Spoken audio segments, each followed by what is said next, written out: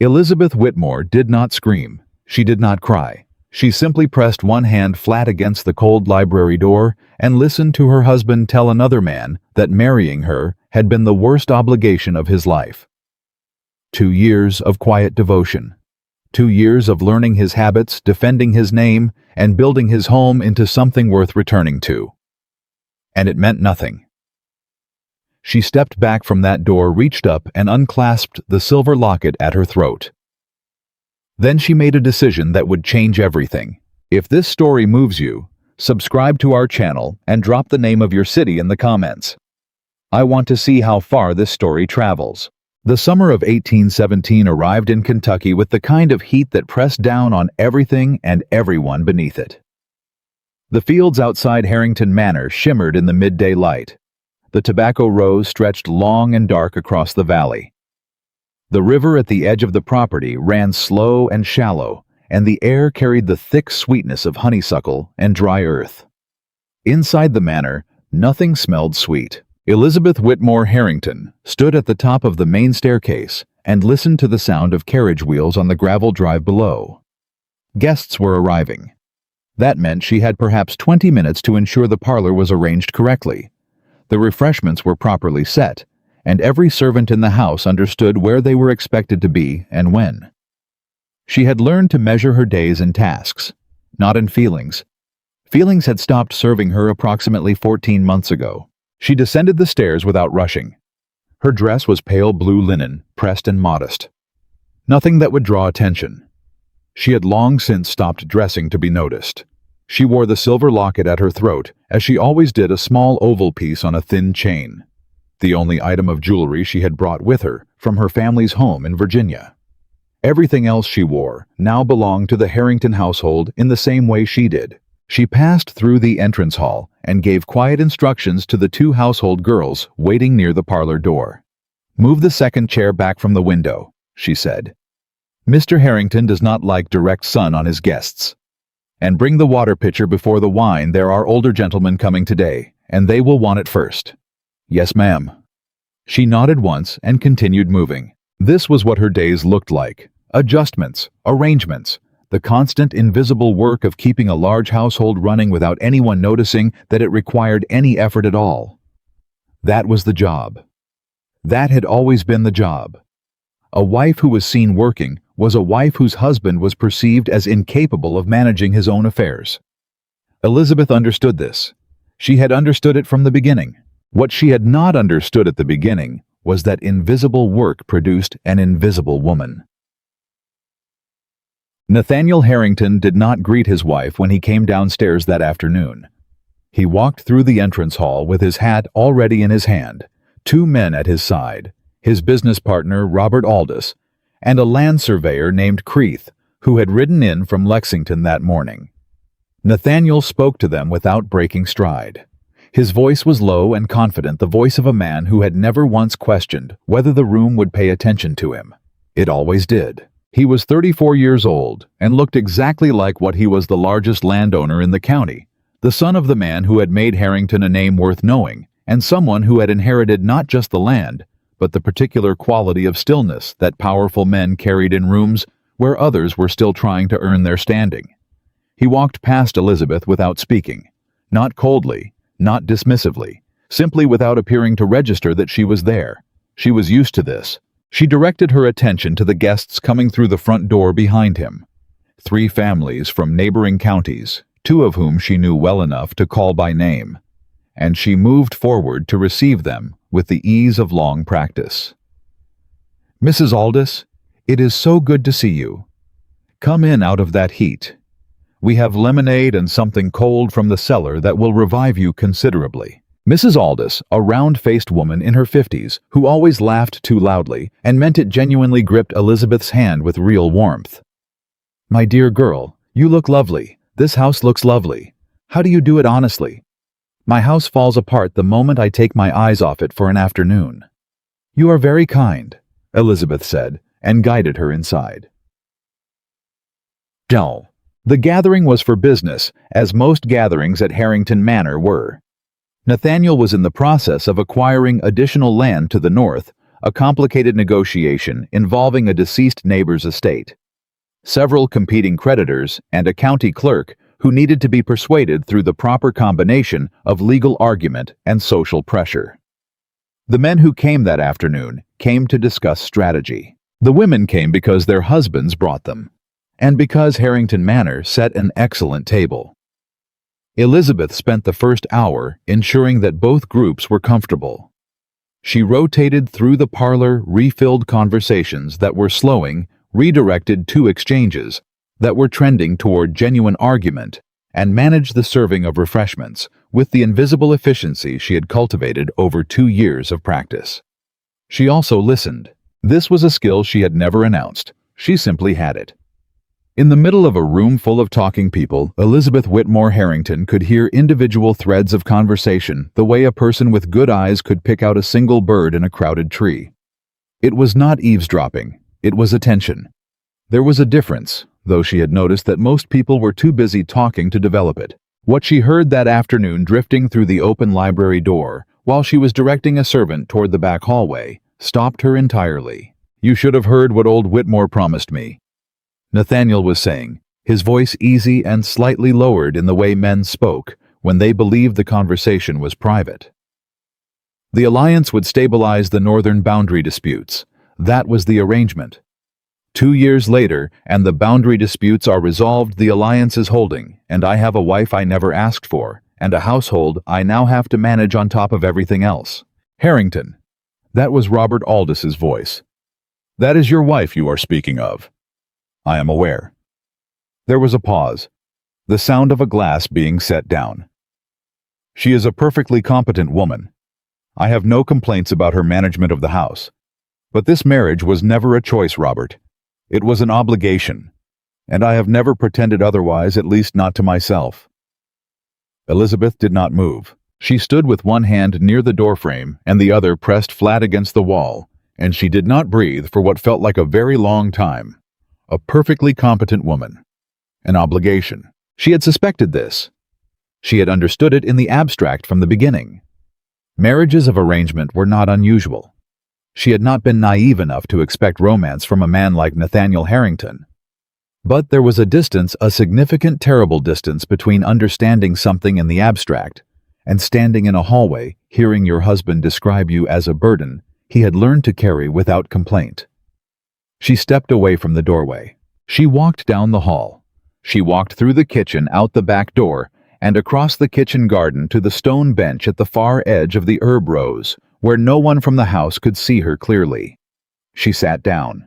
She reached up and held the silver locket in her hand. Not to open it, just to hold it. It was warm from her skin, small and solid, the only constant thing she had carried across the 400 miles between Virginia and this Kentucky valley. She sat there for 6 minutes. She knew it was 6 minutes because she counted. When she was a child, and something frightened her or hurt her, she had learned to count until the worst of it passed. It was something she had done at her father's bedside, at her mother's funeral. On the morning of her wedding, standing in the small Virginia church, with her hands shaking inside her gloves, she counted to 6 minutes. Then she stood up, smoothed the front of her dress, and walked back into the house. She had guests to attend to. That night, after the last carriage had departed and the household had quieted, Elizabeth sat at her dressing table and looked at herself in the mirror with an unusual degree of honesty. She was 24 years old. She was not remarkable to look at. Her features were even and pleasant, her dark hair straight and manageable, her eyes a gray that tended to look either silver or flat, depending on the light. She was not the sort of woman who made a room pause. She never had been. But she was not stupid, she was not weak, and she was not, despite 2 years of quiet, disappearing someone without a self. She took off every piece of jewelry except the locket. She set Nathaniel's household gifts, a pearl brooch, a set of garnets he had given her at Christmas, with the air of a man completing a required task, in their velvet boxes, and placed them at the back of the dressing table drawer. She kept the locket. She looked at herself in the mirror for a long moment. If she could not be his wife in any real sense, she thought, then she would simply have to be something else. The question was what? She found the answer the following morning in the last place Nathaniel Harrington would have thought to look for anything important. She had been walking the northern boundary of the property, not because anyone asked her to, not because she had any formal reason to be there, but because she could not sleep past 4 in the morning, and the early light on the tobacco fields had always helped her think. She had taken to these early walks months ago. She never mentioned them. Nathaniel rose late and breakfasted in his study. Near the northern edge of the second field, she found Josiah Cutter sitting on the ground with his boot off and his face gray with pain. Josiah was 61 years old and had worked the Harrington fields for over 30 years. He was one of 12 tenant farmers whose families lived and worked on the northern portion of the estate. And he was the one Elizabeth had spoken to most often over the past months, because he was the one most likely to tell her the truth. "Mr. Cutter." She was beside him before she finished saying his name. "What happened?" "Twisted it, ma'am, fool thing." He did not look up. Men of his generation did not easily accept help, and accepting it from a woman was worse. "I'll be all right directly." "You will not be all right directly. That ankle is swollen to twice its size." She crouched beside him without hesitation. "How long have you been sitting here?" "Since before light." "You've been out here alone since before light with an injury like that." It was not a question. She said it to hear it aloud. "Where is your son? Where is young Daniel?" "I sent him to the east field this morning. Had to get the early work done." Elizabeth looked at the field around them. The tobacco plants were tall and summer thick, the leaves wide and green in the morning light. They needed maintenance that she could see had been deferred, lower leaves that should have been removed weeks ago, spacing issues along the third row that would affect the final yield. She was not an expert in tobacco cultivation. She had never claimed to be, but she had been reading. Quietly at night in the small study adjoining her bedroom, she had been working through every agricultural manual and estate management document she could locate in the Harrington Library, because she had needed something to do with her mind. Because an intelligent woman with nothing to occupy her becomes a woman with too much time to feel things she cannot afford to feel. "Tell me about these fields," she said. She was still crouched beside him. "Not your ankle. I am going to send someone back for your ankle in a few minutes. But tell me about these fields. I have been watching them for months, and I want to understand what I am seeing." Josiah Cutter looked at her then for the first time since she had crouched beside him. His expression was the particular combination of surprise and assessment that she had become familiar with, the look of a person recalibrating who they were talking to. "You want to know about the fields?" he said. "I do." He studied her for another moment. Then slowly, he began to talk.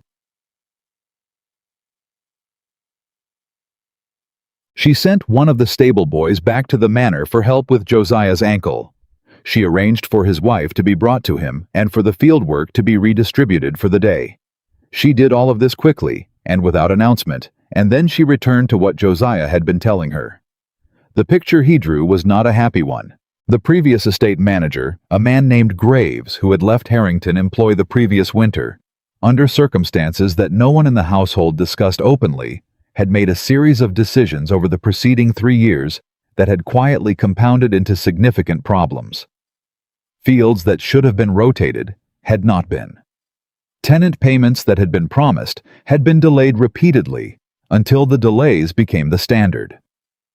3 families on the northern property had been renting buildings that were actively deteriorating and had been told repairs were coming for so long that they had stopped asking. "And Mr. Harrington," Elizabeth said carefully, "does he know any of this?" Josiah's expression did not change. "Mr. Harrington trusts his managers, ma'am. Always has. His father ran things that way, and it worked fine for 30 years, so he kept to the same." Graves was not his father's manager. "No, ma'am. Graves came after."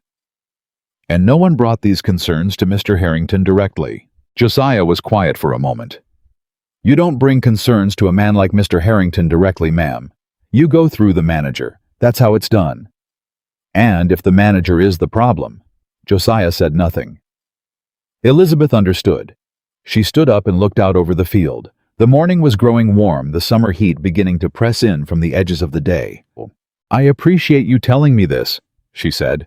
"I mean that. I would like to come back tomorrow morning if you are willing and continue this conversation." "Ma'am?" He hesitated. "What exactly are you planning to do?" She considered this. "I am going to learn what I should have learned a year ago," she said. "And then I am going to fix what can be fixed, with or without permission." Who? She did not ask Nathaniel's permission. This was a decision she made deliberately and with full understanding of what it meant. She was not foolish enough to believe she could operate indefinitely on an estate of this size without the owner's awareness. But she had watched enough of Nathaniel's attention over 2 years to understand where it went and where it did not. He watched the business negotiations. He watched the social landscape of the county. He watched the ledgers his new manager, a cautious, adequate man named Pearson, brought him each week. He did not watch the fields. He did not watch the tenant families. He did not watch his wife. So Elizabeth began quietly in the only space available to her. She rose before dawn. She walked the fields. She talked to the tenant farmers. Josiah Cutter first, then his son Daniel, then the Beaumont family in the far eastern corner, then the Halls, the Crenshaws, the Pattersons. She brought a small notebook. She wrote things down. She asked questions that she did not always know the answers to, and she did not pretend otherwise. "I don't know enough about late blight to advise you yet," she told Thomas Hall one morning standing in his vegetable rows looking at something worrying in the leaf patterns. "But I will find out. Give me 3 days." He stared at her. "You'll find out." "I will. Will you show me exactly which plants and which parts of the leaf when I come back?" Another stare. Then slowly a nod. She found out.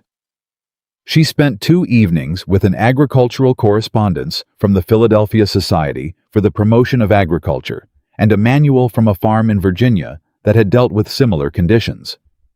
She came back in 3 days with a specific recommendation and the reasoning behind it. Thomas Hall looked at her the way Josiah Cutter had looked at her, recalibrating. "That might actually work," he said. "It should," she said. "Let me know if it does not." It worked. Damchime. Word travels on a working estate the way water travels downhill efficiently and along every available channel. Within 6 weeks of Elizabeth's first morning walk, every family on the northern property knew who she was. Not as Mr. Harrington's wife, not as the manor woman, as the one who came out in the early heat and listened and came back with actual answers. This was entirely new. Margaret Patterson, whose youngest child had been running a persistent fever for 2 weeks and whose husband was too proud to ride to town for a doctor, came to find Elizabeth one Wednesday morning. "I don't want to trouble you, Mrs. Harrington." "You're not troubling me. It's my boy, the youngest. He's been poorly, and I don't know what—" "How old? 7. "When did the fever start?" 2 weeks past. It comes and goes." Elizabeth pressed her lips together. "I will send for Dr. Marsh from the town today. He owes me a consideration. I arranged his introduction to 3 new families last spring. He will come." Margaret Patterson looked at her with the exhausted, cracked-open expression of a woman who has been carrying too much alone for too long and has just been offered a hand. "You don't have to do that," she whispered. "I know I don't have to," Elizabeth said. "I want to. Now tell me, is the boy keeping water down? Any rash on his chest?" Dr. Marsh came the following day. The boy had a low-grade infection from a cut on his foot that had been improperly cleaned. He was treated and recovered. Margaret Patterson, when she came to thank Elizabeth, could not speak for a moment. "How did you know to ask about his foot?" "I read," Elizabeth said simply. Gerrent. She was crossing the front yard one afternoon in early August when she heard Nathaniel's voice behind her. "Elizabeth." She stopped. She turned. He was standing at the top of the porch steps with a letter in his hand and an expression she did not immediately recognize. She was used to his expressions, the closed professional look, The polite company look, the look he used when he was three-quarters through a business problem and did not want to be interrupted. This was none of those. "Yes," she said. "Pearson tells me you have been speaking with the tenant families on the northern property." "I have." "He also tells me you have been making arrangements, structural repairs to the Beaumont outbuilding, new drainage along the hall's eastern field." Both were necessary. A beat. "Those expenditures should come through me," he said. "They were small amounts that fell within household management," she said. "I used the household account. I have documented everything in a ledger in the study, if you would like to review it." His expression shifted slightly. She watched it shift and could not name what it shifted toward. "You kept a ledger?" "Of course." He looked at her for a moment. "When did you start doing this?" "About 6 weeks ago." "Why?" She held his gaze. "Because it needed to be done, and I was the one who noticed." He had nothing immediately to say to that.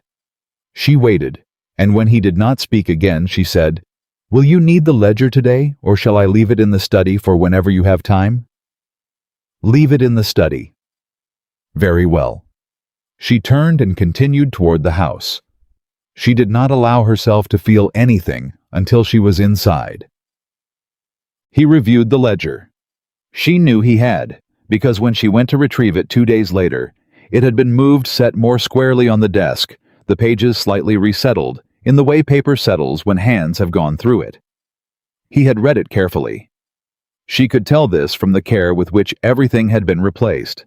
He said nothing to her about it. She did not expect him to. What she did notice in the weeks that followed was that Pearson no longer gave her the careful, cautious look he had been giving her when she submitted her documentation. Whatever Nathaniel had said to him, or had not said, the obstruction had quietly cleared. The work continued. There was a drought scare in mid-August. 3 weeks without significant rain, the kind of stretch that could damage a late tobacco crop if the response was wrong. Elizabeth had been watching the field conditions daily and had begun preparing for this possibility 2 weeks before it became critical. When the dry stretch extended past 10 days, she had already spoken to Josiah Cutter about modified irrigation, identified which fields were at highest risk, and arranged for additional labor to address those fields first. On the 14th day, when Nathaniel rode out to assess the northern fields for the first time in what Elizabeth suspected was several months, he found the work already organized. He pulled his horse up beside her where she was standing at the edge of the second field with her notebook open. "You anticipated this," he said. It was not entirely a question. 2 weeks ago, yes. He was quiet. "These fields should be fine." "They should," she agreed. "The east corner needs another week of attention. I've already spoken to Daniel Cutter about it." He looked down at her from the horse. She did not look up. She was watching the field. "Elizabeth." His voice was different. She could not name how. You have done significant work here." "Someone needed to." Silence. "Yes," he said, and something in his voice shifted in a way she could feel but could not see. "Someone did." He wrote on. She did not watch him go. She wrote the next note in her ledger and moved to the east corner.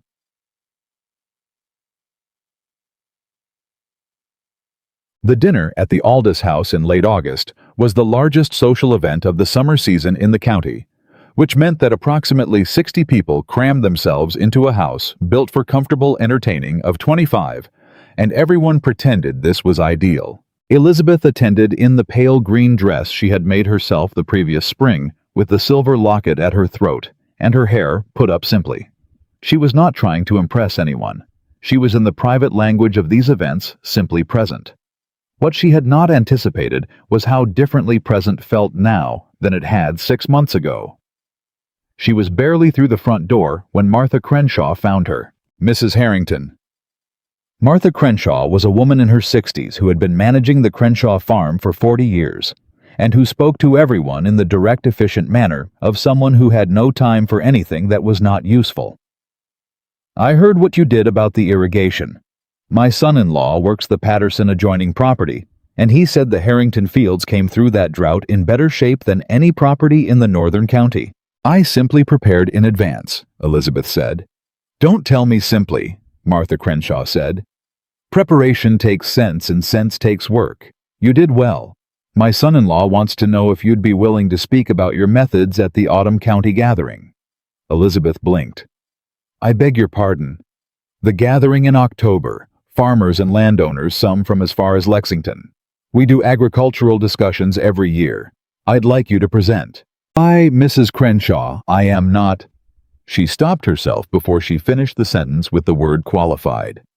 She had almost said it automatically, the way she said everything automatically, reducing herself before anyone else could do it for her.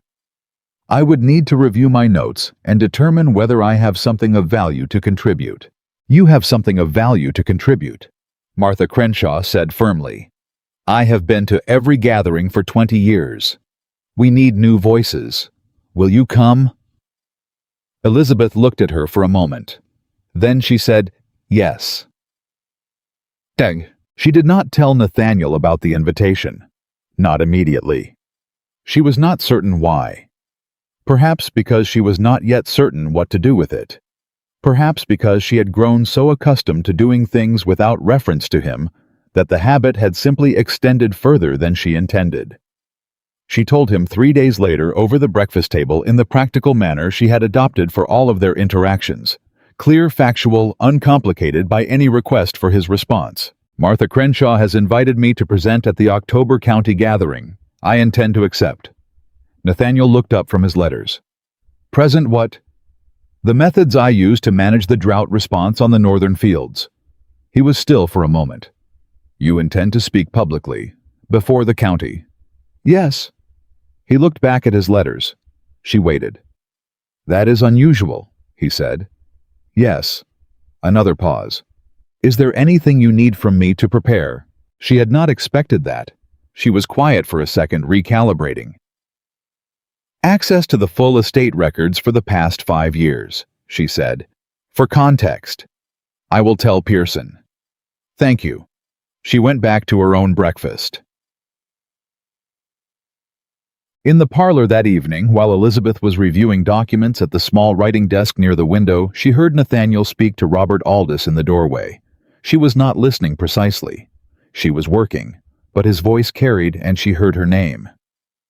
Your wife spoke to Martha Crenshaw, Aldous said, about presenting at the autumn gathering, apparently. And you're allowing this. There was a pause. It is not a matter of allowing, Nathaniel said.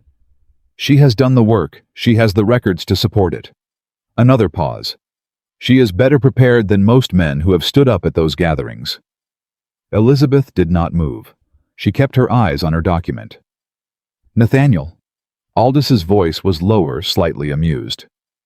When did your wife become the most competent person on your estate? Silence from Nathaniel. Then, I suspect she always was. Elizabeth turned a page.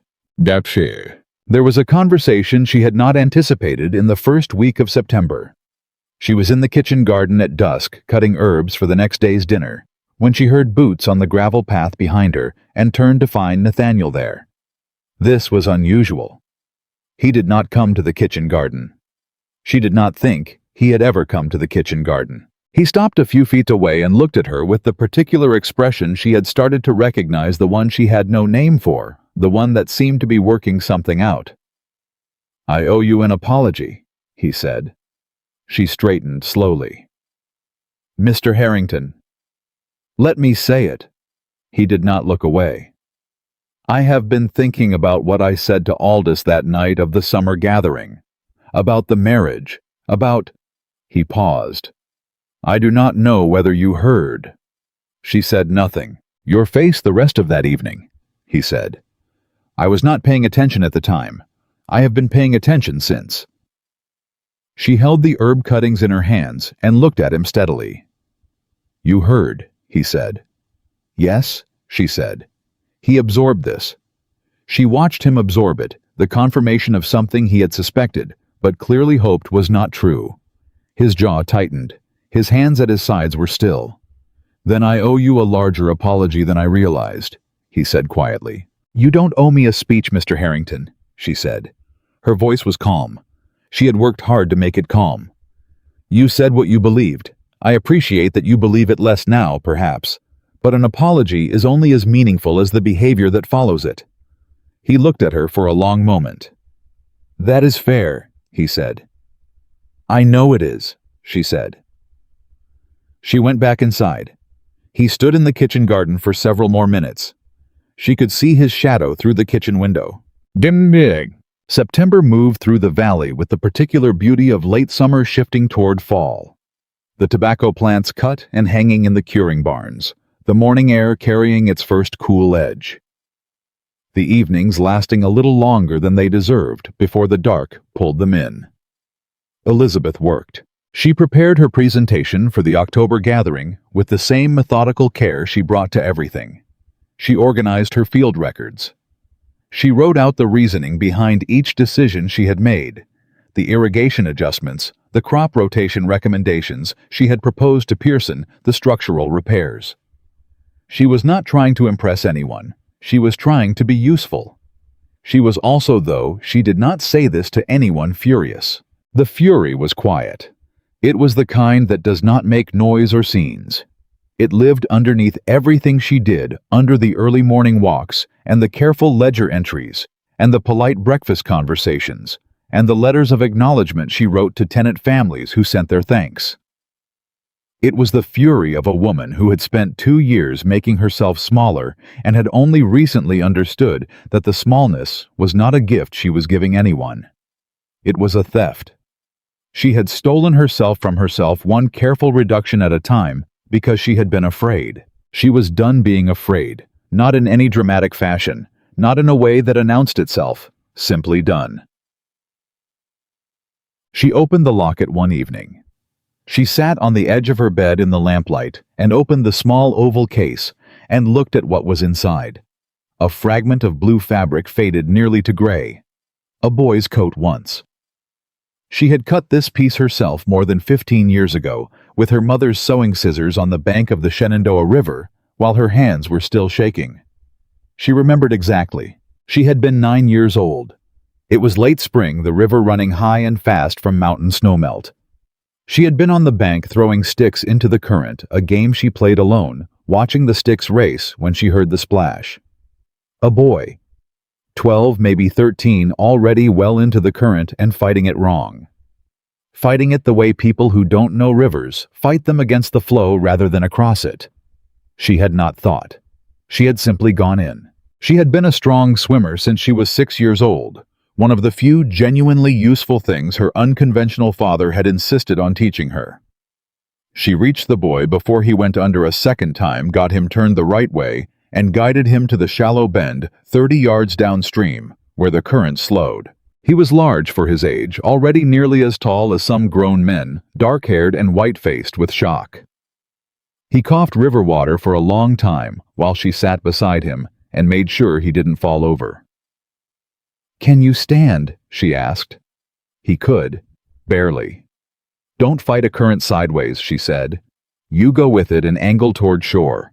You fight it sideways and it wins every time." He looked at her. His eyes, even shocked and waterlogged, were the particular shade of dark gray that she thought of still when she thought of that afternoon. He said something. She didn't remember what something awkward and grateful, the words of a boy who has just been saved by a girl 2 years younger than him and does not know how to carry that gracefully. She said it was nothing. He looked at her like he did not believe her, which seemed accurate. He left before she learned his name. She watched him go, a large boy in a blue coat, his dark hair soaked flat, walking fast and not looking back. A small piece of his coat sleeve had caught on a branch in the water and torn free. She found it afterward on the bank. She kept it. She didn't know why. She put it in the locket her grandmother had given her, and she kept it.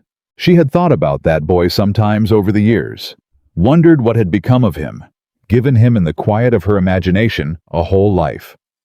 She closed the locket. The October gathering came. Elizabeth had not told anyone except Nathaniel that she was presenting, and Nathaniel had mentioned it only to Pearson in practical terms of providing her the records she needed. So when she stood up at the long table in the Lexington Community Hall with 60-odd farmers and landowners and their wives arranged in front of her, and the particular density of accumulated skepticism that tends to fill a room when something unexpected is about to happen, she was working without a net. She looked out at this room. "Good afternoon," she said. "I am Elizabeth Harrington of Harrington Manor, and I am here to tell you what I did about a drought that should have damaged the northern fields this August and did not." She talked for 40 minutes. She talked about soil drainage and crop rotation, and the specific leverage points in a large estate where small adjustments produce disproportionate results. She talked about the importance of communication between management and the working families who actually operate the land. She talked about what she had learned from Josiah Cutter and Thomas Hall and the other men she had spent her summer walking fields beside. She was nervous. She did not hide this completely. But she was also prepared, and preparation is stronger than nerves in a room full of people who came for useful information. When she finished, Martha Crenshaw started the applause. It was not polite applause. It was the genuine, slightly surprised applause of a room that got more than it expected. A man she did not know, older from one of the eastern properties, called out, "That drainage system you described, did that work on tobacco specifically?" "Yes, and I believe it would work on most root crops with modification," she said. "I can share my written notes if you come find me afterward." 10 people came to find her afterward. She stood against the wall for an hour and answered questions and wrote down names and found to her own quiet amazement that she was not performing confidence. She had it. Nathaniel had come to the gathering. He had not told her he was coming. She discovered him in the back of the room about 20 minutes into her presentation, standing against the wall with his arms crossed and his face in the expression she could not name. She finished her presentation without acknowledging him. When the questions were done and the crowd was breaking up into its natural clusters, he came forward. He stood in front of her. "Thomas Aldis told me you handled a room better than most men he's seen at these gatherings," he said. "Mr. Aldis is generous." "He is not. He's precise." Nathaniel paused. "You were very good." She looked at him. "Thank you." They stood in the middle of the emptying hall, with the afternoon light coming through the high windows. "Elizabeth." He said it differently than he usually said her name. She noticed. "When we return home, I would like to speak with you properly. About the estate. About—" He stopped. Started again. "About a number of things." "All right," she said. She turned to respond to another farmer who had come to find her with a question. Behind her, she did not see Nathaniel's expression, but she would have recognized it if she had. It was a man realizing for the first time with the particular painful clarity of looking at something obvious that has been in front of you for years that the person he had overlooked was the most important person in his life, and that he had no idea yet whether it was too late. The ride home from Lexington took 2 hours. Nathaniel rode beside her carriage for the first 40 minutes without speaking. Elizabeth could hear his horse's hooves on the packed dirt road steady and close, and she kept her attention on the notebook in her lap. The names she had taken down at the gathering, the questions people had asked, the follow-up notes she owed 3 families by the end of the week. She was not ignoring him. She was simply working. This was new. 6 months ago, if Nathaniel Harrington had ridden beside her carriage, she would have spent the entire journey aware of him in the way a compass is aware of north, helplessly, continuously, without choice. She would have hoped he would speak. She would have measured the silence between them and found herself lacking in it. She was not that woman anymore. "You told them about the communication failures," he said finally through the carriage window. She looked up. "Yes. You named the problem, publicly. The breakdown between management and the tenant families." "I named the conditions that created the problem," she said. "I did not name individuals." A pause. "People will draw conclusions." "People always draw conclusions, Mr. Harrington. The question is whether the conclusions they draw are accurate." She looked back at her notebook. "In this case, they will be." Another silence, longer this time. She let it sit. "That was honest of you," he said, "to say that in a room full of our neighbors."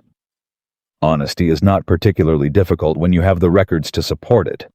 She heard something that might, from a different man, have been the beginning of a laugh. From Nathaniel, it came out as a short, controlled exhale. "No," he said. "I reckon it isn't." She wrote the next name in her notebook. He rode the remaining hour and 20 minutes in silence, but it was a different silence than the ones she had grown used to over 2 years. It was not the silence of a man who had forgotten she was there. It was the silence of a man who was thinking about her very carefully. They did not have the conversation he had promised that evening.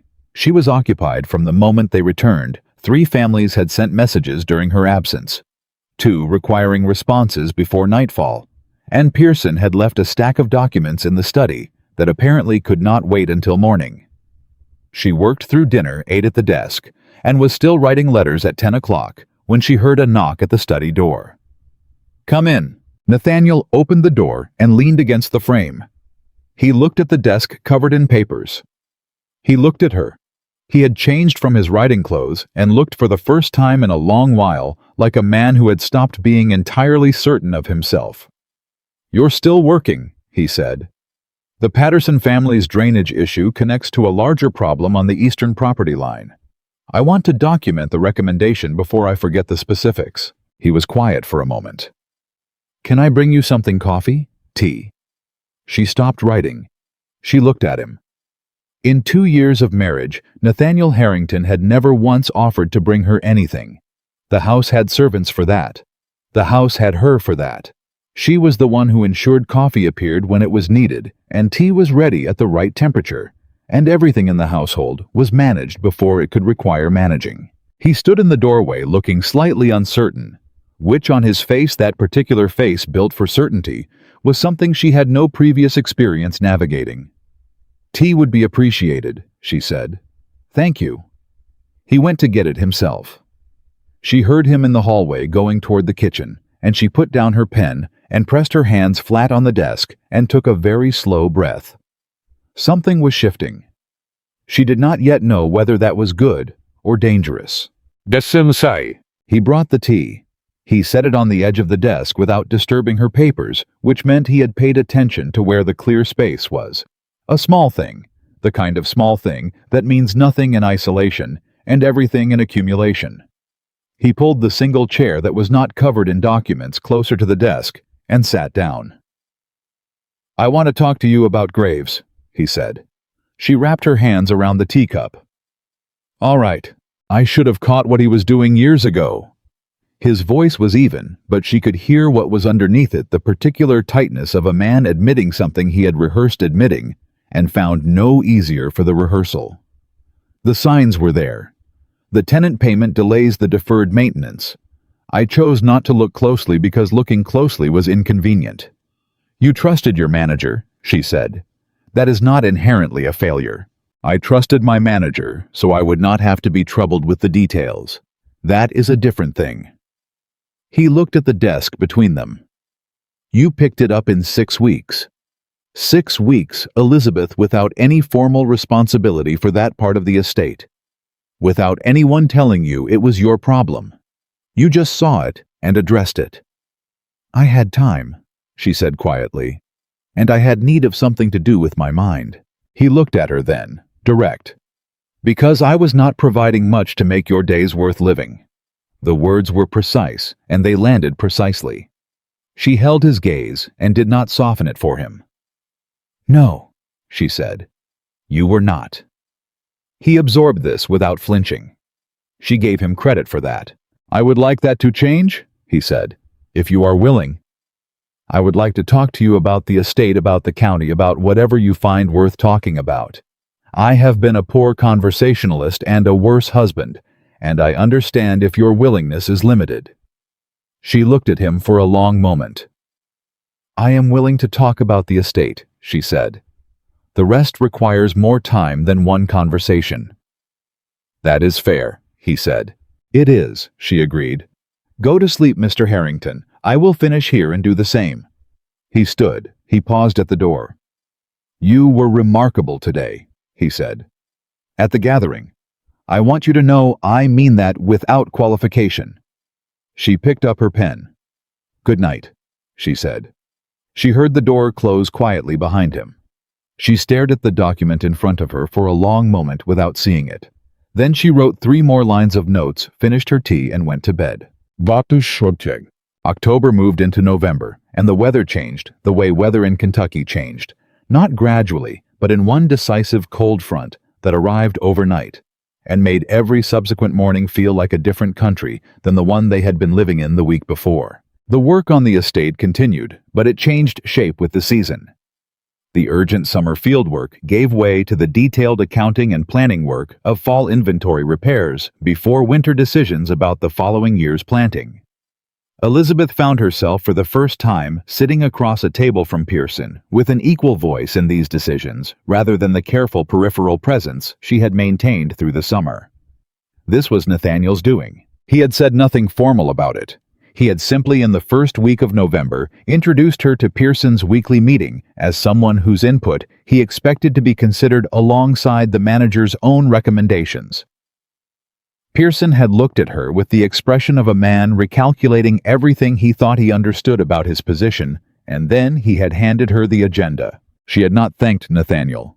She had not made an occasion of it. She had simply been present and prepared and done what she would have done regardless. But she noticed. She marked it.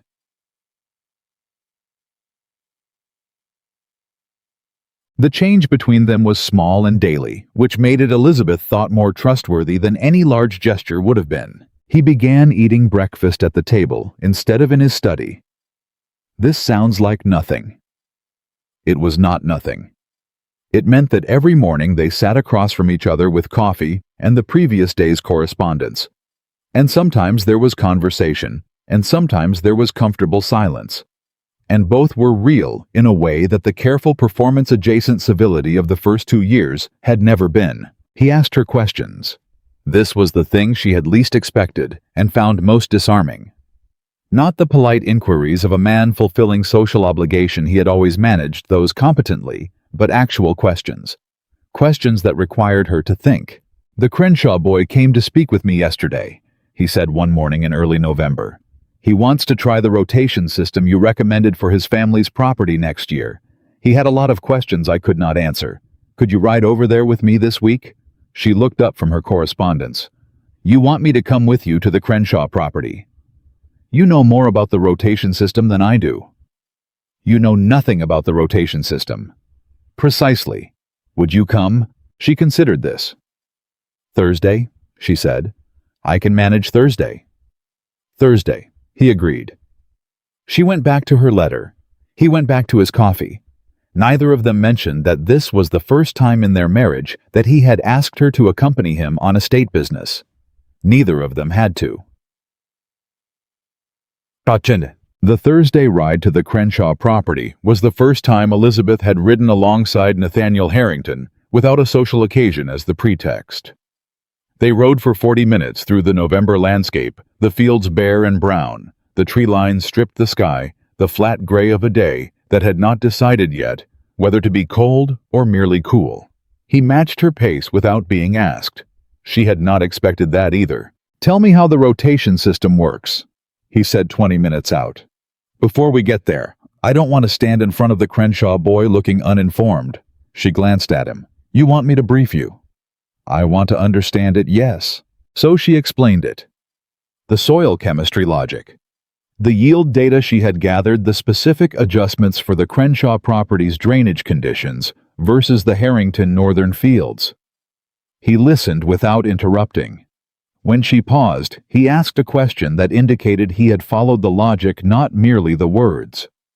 "So the third-year fallow is doing more than resting the soil, it is actively breaking the pest cycle." "Yes, and the pest cycle is what was killing the Beaumont yields 2 years running, though no one understood why." "Graves would have blamed the weather," Nathaniel said. "Graves would have blamed the weather and recommended an expenditure that addressed nothing." He was quiet for a moment. "How did you learn this?" "The agricultural theory, the soil chemistry." "Books," she said. "The library at Harrington Manor is extensive on agricultural subjects. I expect your father built it." "He did." A pause. "I haven't opened most of those volumes." "I know." she said. He did not ask how she knew. The answer was self-evident to anyone who had spent enough time in that library, which until this year had been occupied primarily by Elizabeth, and on occasion, the household cat. "Did you always want to do this kind of work?" he asked. The question surprised her enough that she answered it honestly before she could decide whether honesty was wise. "I wanted to be useful," she said. "I always wanted to be useful. I grew up in a household where my father ran a small property, and there was always more that needed doing than there were people to do it, and I learned early that I was capable. I thought—" She stopped. "What did you think?" She looked at the road ahead. "I thought that being capable would be something another person might find worthwhile," she said carefully. "I was younger then." The silence that followed was the specific kind that meant he had heard exactly what she did not say. He did not push it. She respected him for that. Young Marcus Crenshaw was 22 and had been managing his family's property since his father's illness the previous winter. He was earnest and overworked, and so clearly relieved to have people with knowledge show up at his gate that he nearly stumbled over himself getting them inside. Elizabeth talked him through the rotation plan for the better part of 2 hours. She drew diagrams on his kitchen table. She answered questions she had anticipated and ones she had not. She recommended 2 books from the Harrington Library that she told him she would send by messenger that week. Nathaniel sat at the other end of the table and watched. She was aware of him watching. She chose to ignore it, and found to her own mild surprise that she could. 6 months ago, Nathaniel's attention would have consumed her entire awareness. Now it was simply a presence in the room, noted, filed, continued, past. On the ride home, the day had turned properly cold, and they rode more quickly than they had come. "He trusts you completely," Nathaniel said. "He trusted the information. The information is sound." "He trusted you, Elizabeth. The information is how you got there, but the trust is in you." A pause. "I watched you with him. You are very good at putting people at ease when you are telling them difficult things." "That is a useful skill in a household manager," she said dryly. "It is a useful skill in a leader," he said. She did not reply. The words sat between them in the cold air, and she rode with it for the rest of the way home. Robert Aldous came to dinner on the second Friday of November. This was not unusual. Aldous came to dinner approximately once a month, had done so for years, and was comfortable enough at the Harrington table to be genuinely himself, rather than the social function version of himself. Elizabeth had always liked him for this. He was one of the few people in their social circle who spoke plainly and without calculation. He also, she had long suspected, watched everything. He watched her throughout dinner. She noticed and did not respond to it. They talked about county politics. There was a contested election in one of the eastern jurisdictions, and the question of which local families would align themselves. How was the absorbing topic of the moment? Elizabeth had opinions grounded in the specific knowledge of which families owed what to whom and who was positioned to benefit from which outcome, and she offered them without hedging. Aldous looked at her.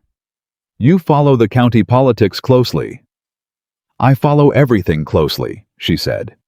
"I find it is generally more useful than not."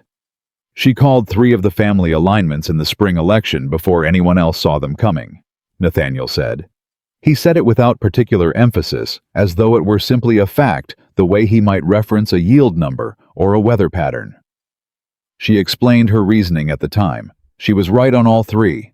Aldous stared at him. Then he looked at Elizabeth. "Did you know about that?" Aldous said to Nathaniel, still looking at her. "She told me at the time," Nathaniel said. "I was not paying sufficient attention." "You were paying." Aldous stopped himself. She watched him decide visibly not to say the rest of what he had been about to say. He picked up his wine glass instead. "Mrs. Harrington," he said, "it is a genuine pleasure to have a real conversation with you. It is a genuine pleasure to be included in one," she said pleasantly and refilled his glass. Nathaniel looked at her. She met his eyes for exactly 1 second, then turned to answer a question Aldous had moved on to, and she kept her expression perfectly calm. But she felt it. She felt the tiny, precise satisfaction of a woman who has been invisible for 2 years and has just allowed someone a very small glimpse of what invisibility costs. After dinner, while Aldous was still at the table with his port, and the comfortable meandering conversation of a man in no hurry, Nathaniel found her in the kitchen hallway. "Elizabeth." His voice was low. "A word." She turned.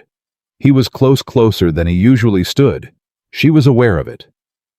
"Aldous is going to ask you to consult on the Eastern election matter," he said. "He will make it sound casual. It is not casual. He wants your analysis of the Mercer family's position." She raised an eyebrow. And I wanted you to know before he asks, so you have time to decide whether you want to." He paused. "It is your choice. I will not direct the answer." She looked at him. "Why are you telling me this?" "Because 6 months ago, I would not have," he said quietly. "And I should have." She held his gaze for a moment. In the lamplight of the hallway, he looked older than he did in daylight, and more honest, which was perhaps the same thing. "Thank you," she said. She walked back to the dining room and let Aldous ask her about the Mercer family, and she told him exactly what she thought. It was the 3rd week of November when Thomas Caldwell arrived. He came on a Tuesday morning with a letter of introduction from Martha Crenshaw and a proposal about a new drainage cooperative for the Northern County properties. He was perhaps 30, slight and quick-mannered and clearly intelligent, with the kind of direct conversational energy that Elizabeth recognized as belonging to someone who had grown up needing to prove themselves without the advantage of a large name. She received him in the study. They spent 2 hours reviewing the cooperative proposal, which was genuinely well constructed. He had done his research. He knew the properties and the water table and the shared infrastructure costs, and he had read her presentation from the October gathering. He said so directly, which she appreciated. "The drainage argument you made at Lexington was the seed of this," he said. "If you are willing to put Harrington land into the cooperative as an anchor property, the others will follow." "I would need to review the legal structure and review the cost allocation model more carefully," she said. "But the principle is sound. Give me a week." He left the proposal with her and came back the following Tuesday. They went through it section by section. She had annotated it thoroughly. He responded to each annotation with thoughtful counter-argument or concession, as the point warranted. By the end of the second meeting, they had reached a preliminary agreement on Harrington participation. "I'll need Mr. Harrington's formal approval," she said, "but I expect to have it." "You are very confident about that," Caldwell said. His tone was curious, not challenging. "I have done the work," she said simply. "When I present it to him, he will see that." She was right. She presented it to Nathaniel that evening, and he went through her notes with careful attention and asked 3 questions, all of which she had already anticipated in the margin annotations. He approved it. What she did not anticipate, what she noticed later, piecing together the week as it receded, was how often Thomas Caldwell's visits coincided with Nathaniel being visible somewhere nearby. Not obviously, not intrusively, but present. Standing at the edge of the front porch when Caldwell's horse came up the drive. In the hallway near the study door when the meeting ran long. At the window of the sitting room that looked onto the path Caldwell took when he left. She did not say anything about it. She filed it. Jag. It was Josiah Cutter who said it first.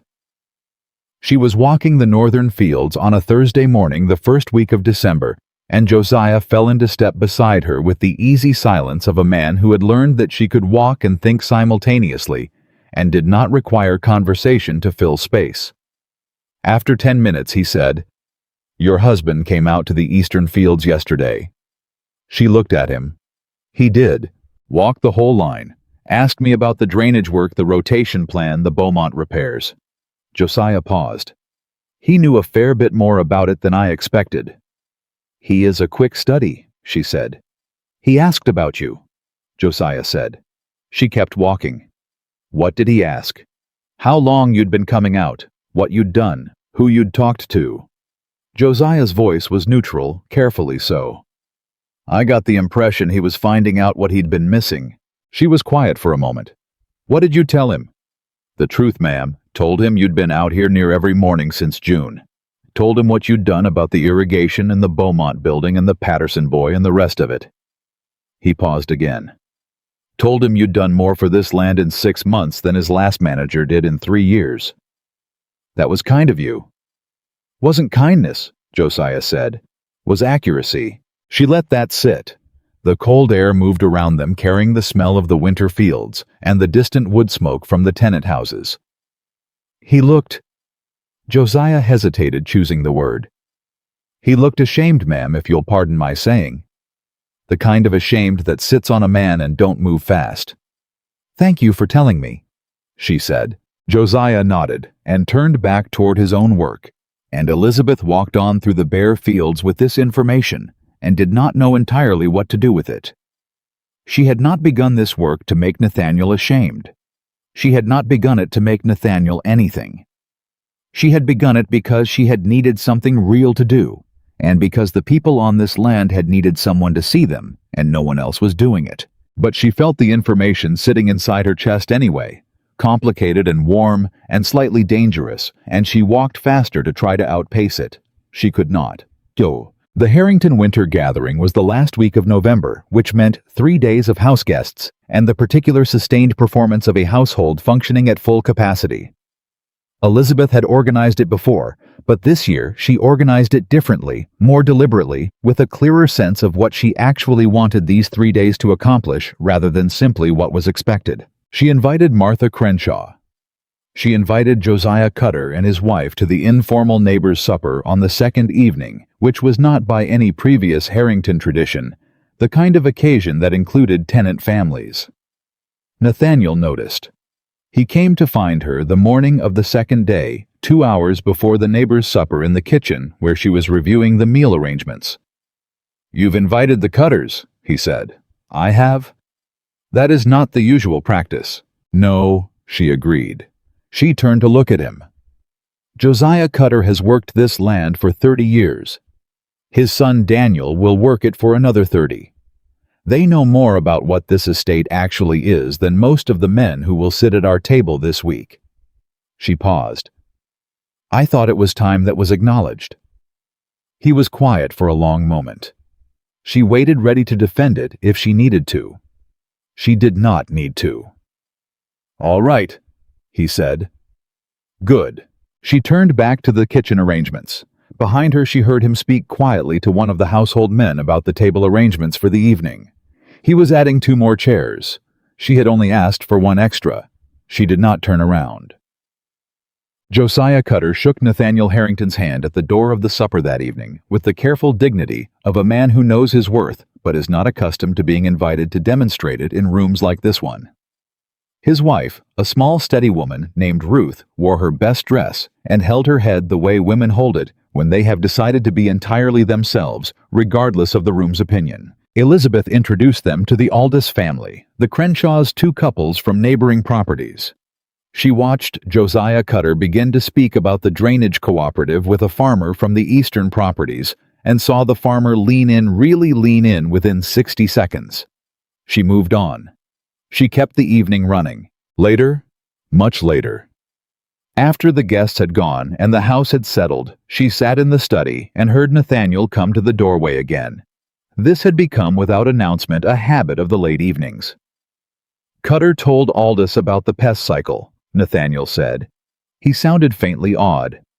"He explained the whole thing, the rotation, the chemistry, the yield projections." Aldous was riveted.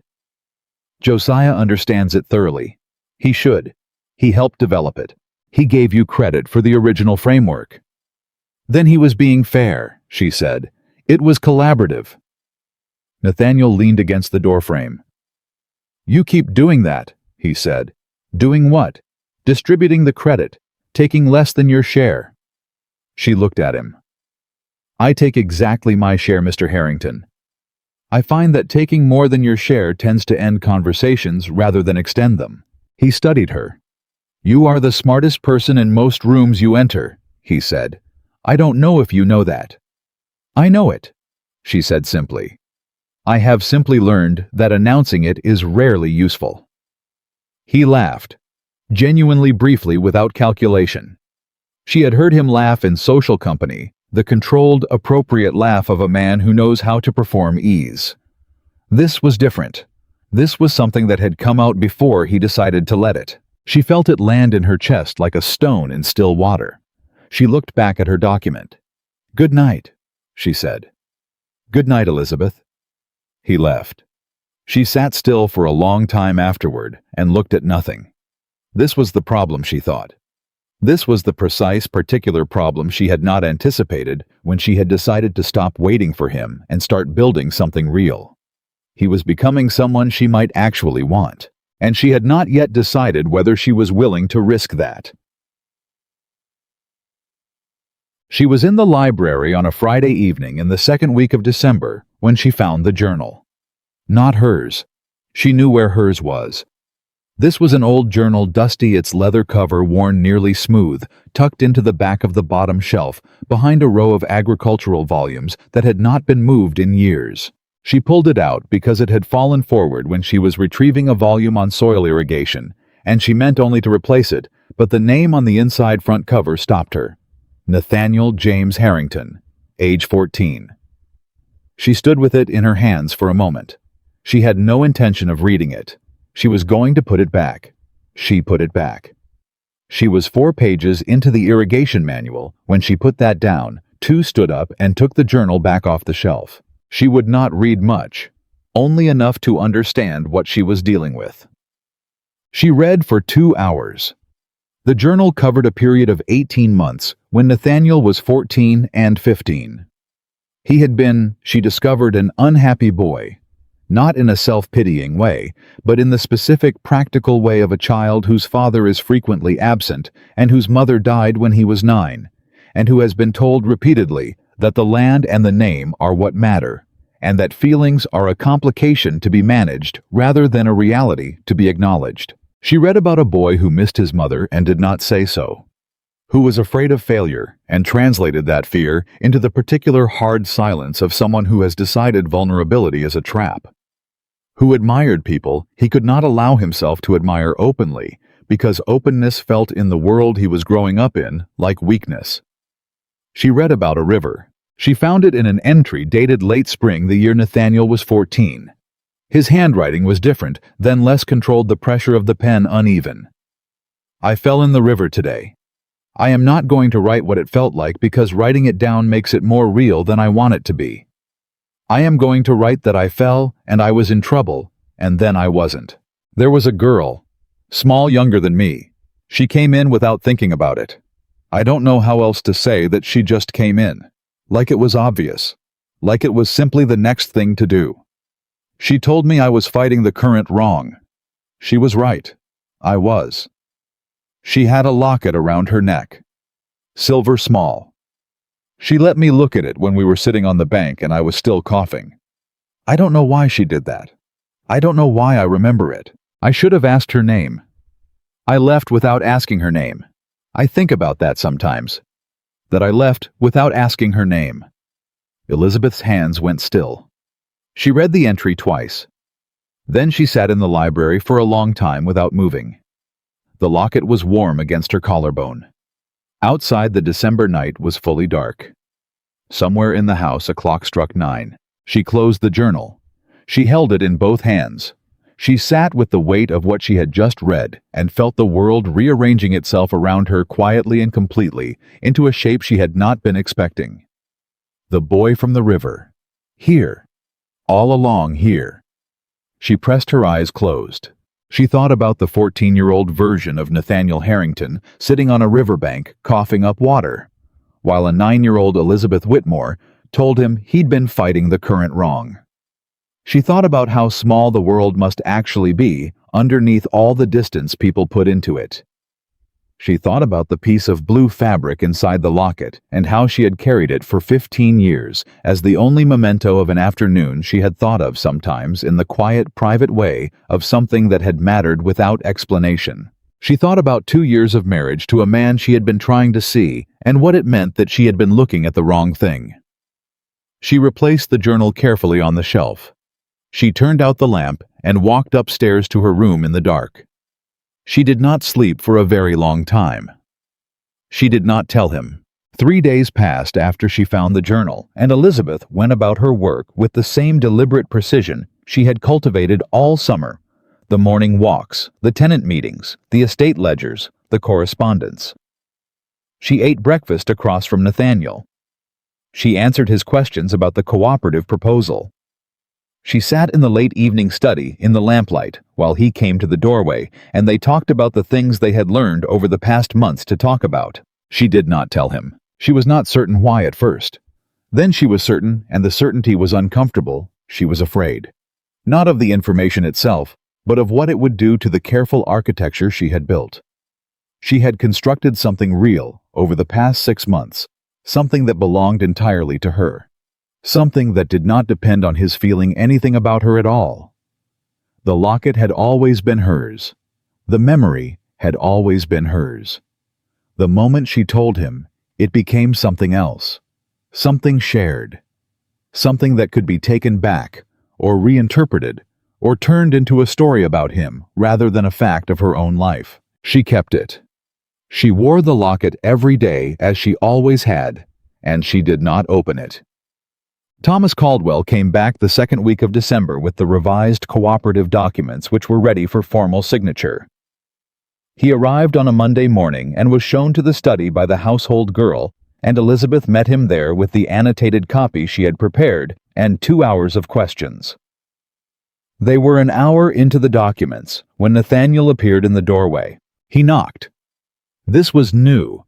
He had not previously knocked on the study door during her working hours, which had been until recently, because he had not previously acknowledged that her working hours existed. "Pearson has a question about the cost allocation on Section 4, he said. He was looking at Caldwell with the specific quality of attention that Elizabeth had begun to recognize as something it had taken her longer than it should have to name. "I can answer that," she said. "Give me 10 minutes. Nathaniel did not leave. He came into the room and stood near the window, which was technically unobtrusive, and was not in any practical sense unobtrusive at all. Caldwell glanced at him once, and then returned his attention to Elizabeth with the professional ease of a man who had learned to read rooms quickly. "Section 4 is straightforward," Elizabeth said, turning pages. "The allocation follows the water table gradient.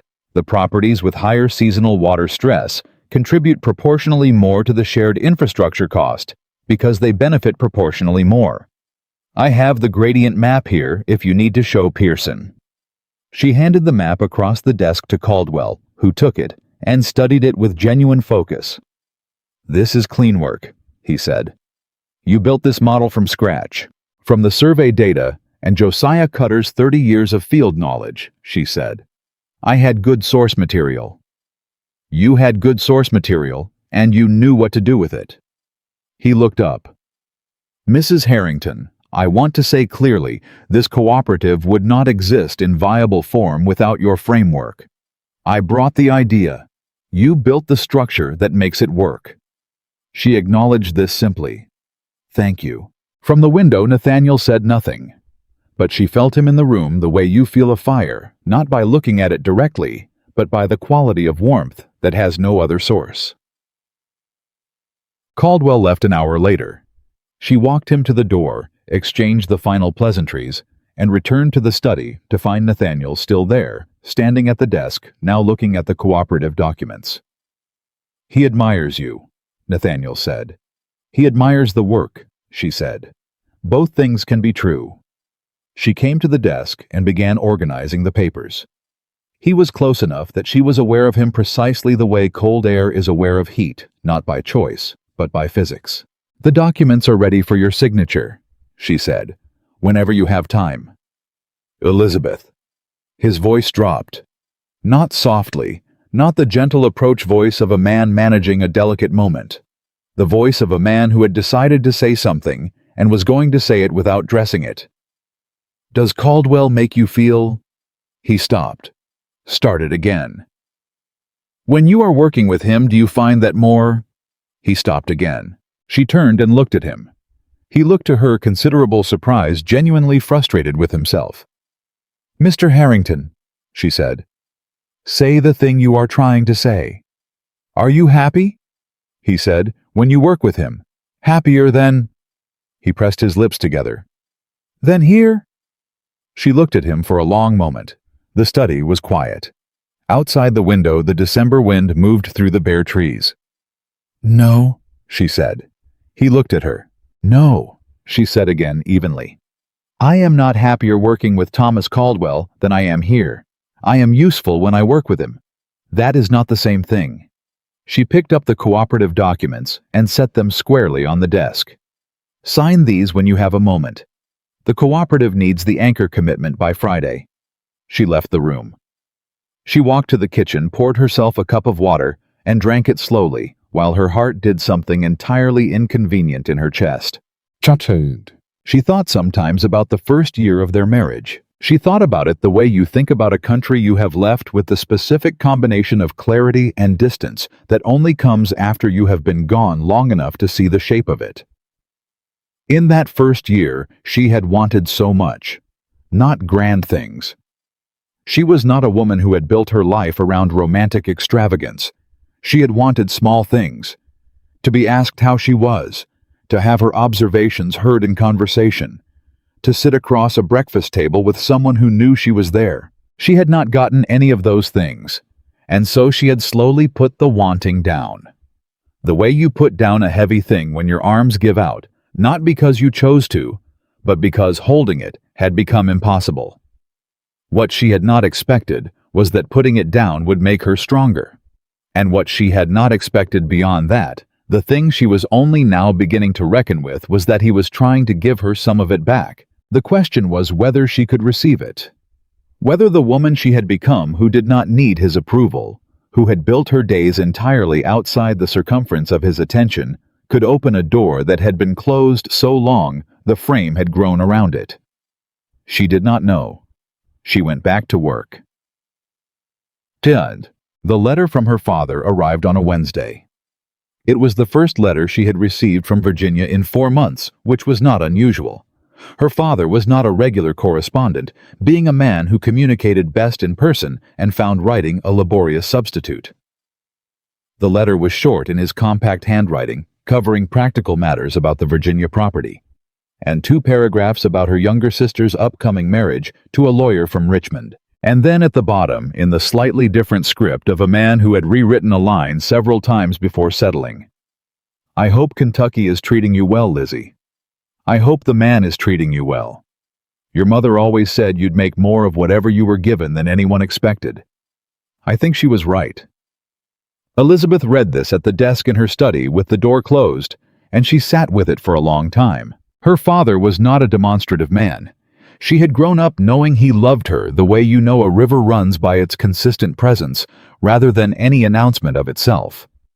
But he had never written anything like that last line to her before. She folded the letter carefully and put it in the desk drawer. Then she went to find Nathaniel. He was in the main library going through the estate ledgers with Pearson. She waited in the hallway until Pearson came out, acknowledged her with a nod, and continued toward the back of the house. She went in. I would like to show you something, she said. He looked up from the ledger. Now. It won't take long.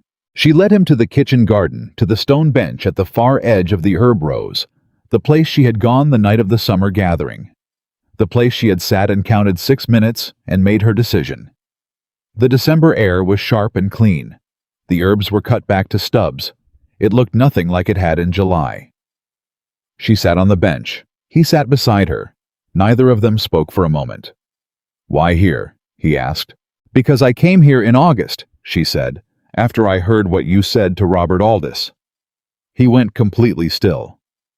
I sat here for 6 minutes, she said. I counted. I have always counted when something frightens me or hurts me. It is a habit from childhood. She looked at the bare herb rows. I sat here, and I decided to stop waiting for something that was not coming and build something real instead. She felt him beside her. The quality of his stillness, which was not the stillness of a man who had nothing to say, but the stillness of a man who understood that anything he said would be insufficient. I am telling you this, she said, because my father wrote to me today and said something that made me realize I have been carrying this particular story alone when I do not need to." She paused. "You asked me the other day whether I was happier with Caldwell than here. The answer I gave you was accurate. But I want you to understand what I mean when I say here." She turned to look at him. "Here is not this house.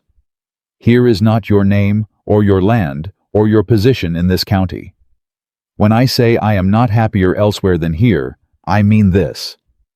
These conversations, this particular struggle we are both in the middle of." He looked at her with an expression she had never seen on him before. It was not the composed look. It was not the official look. It was something stripped and direct and slightly raw in the way of a man who has not been seen clearly in a very long time and is not certain how to stand it. "Elizabeth," he said. "You do not need to say anything," she said. "I am not telling you this to require a response. I am telling you because it is true, and because I have spent 2 years not saying true things, and I find I am done with that." She stood up. She went back inside. He sat on the stone bench in the December cold for a long time. He came to the study that night, not at the usual late hour when the house was quiet and the day was done. Earlier before dinner, which was unusual enough that she looked up when she heard his knock. "Come in." He came in and closed the door behind him, which was more unusual still. He stood for a moment in the center of the room, and she recognized that he was the kind of man who had rarely in his life been required to find words for interior things, and that finding them now was costing him something. "I want to tell you something," he said. "All right. When we married," he said, "I told myself that I was managing an obligation. I told myself, and this is the part I am ashamed of, and I want to say that plainly, I told myself that the correct thing to do was to be fair to you, to provide for you, to cause you no harm. That was the extent of what I believed I owed you." She kept her face still.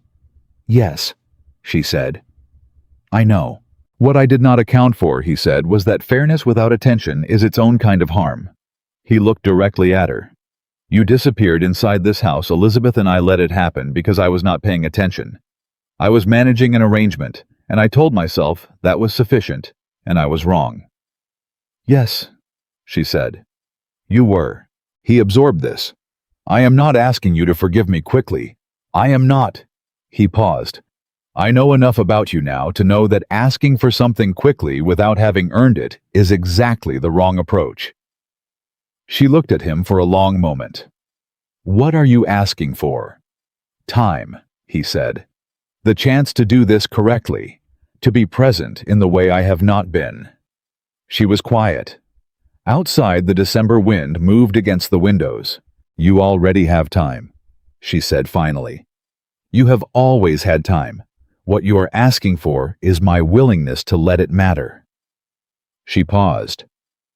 "I have not decided that yet." "I know," he said. "Then we are in the same position we were this morning," she said, with one additional thing said aloud. "Is that enough for tonight?" She considered. "Yes," she said. "For tonight, that is enough." December did what December does in Kentucky. It deepened. The cold became permanent rather than occasional. The cooperative documents were signed. The drainage work was scheduled for the following spring. Elizabeth continued the tenant-family correspondence and added in the first week of the month 2 additional meetings with county families who had heard about the October gathering and wanted consultations. She was building something. She could feel the shape of it, still incomplete, but real, with structural integrity. She was also in a parallel and somewhat unwelcome process, feeling things about Nathaniel Harrington that she had spent 6 months carefully not feeling. He was different. She was not naive enough to attribute this entirely to her own actions. People change for their own reasons in their own time.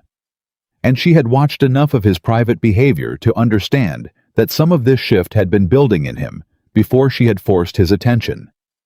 But something she had done or stopped doing had removed whatever had been holding his better self in place. He listened now, not in the polite company way. He listened the way Josiah Cutter listened, with his whole attention, without preparing his response, while she was still speaking, without assuming he already knew where she was going. He asked her things, small things and large things, what she thought of the Mercer situation, and also whether she had eaten, whether she was warm enough in the East Wing study, whether the correspondence was becoming too much to manage alone. He remembered details from previous conversations and returned to them days later. He was becoming someone she could not easily continue to hold at arm's length. This frightened her in a way that the difficult months had not. The difficult months had been clear. This was not clear. The day everything changed was a Tuesday in the middle of December, and it began with a broken lock. The door to the garden storage room had been sticking for weeks, a swollen frame, a latch that had warped with the cold, and Elizabeth had been meaning to send for the carpenter, but had not gotten to it. On Tuesday morning, she went to retrieve the winter tools for the kitchen garden work, and the latch jammed completely, trapping the tools she needed inside. She went looking for Nathaniel because he was nearest and available, which was itself a change. 3 months ago, she would not have gone looking for him for something practical. She found him in the east corridor going through a crate of documents that had arrived from the county office. He looked up when she appeared. "The garden storage door has jammed," she said. "I need the latch forced or the frame adjusted. I thought perhaps—" "Show me," he said. He came without hesitation, which surprised her. He was not as far as she had observed a man who fixed things with his own hands. He had people for that, had always had people for that. But he followed her to the storage room door and examined the latch with practical focus. "The frame has swollen," he said. "Yes." He tried the latch. He tried it 3 different ways. Then he took off his coat, handed it to her without looking, and applied his shoulder to the door with a controlled, even force that was less dramatic than it was simply effective. The door gave. He looked at the latch from the inside. "The wood needs to be planed here. I'll send for the carpenter today." "Thank you," she said. He put his coat back on. They were standing close in the doorway, closer than they usually stood, because the storage room entry was narrow.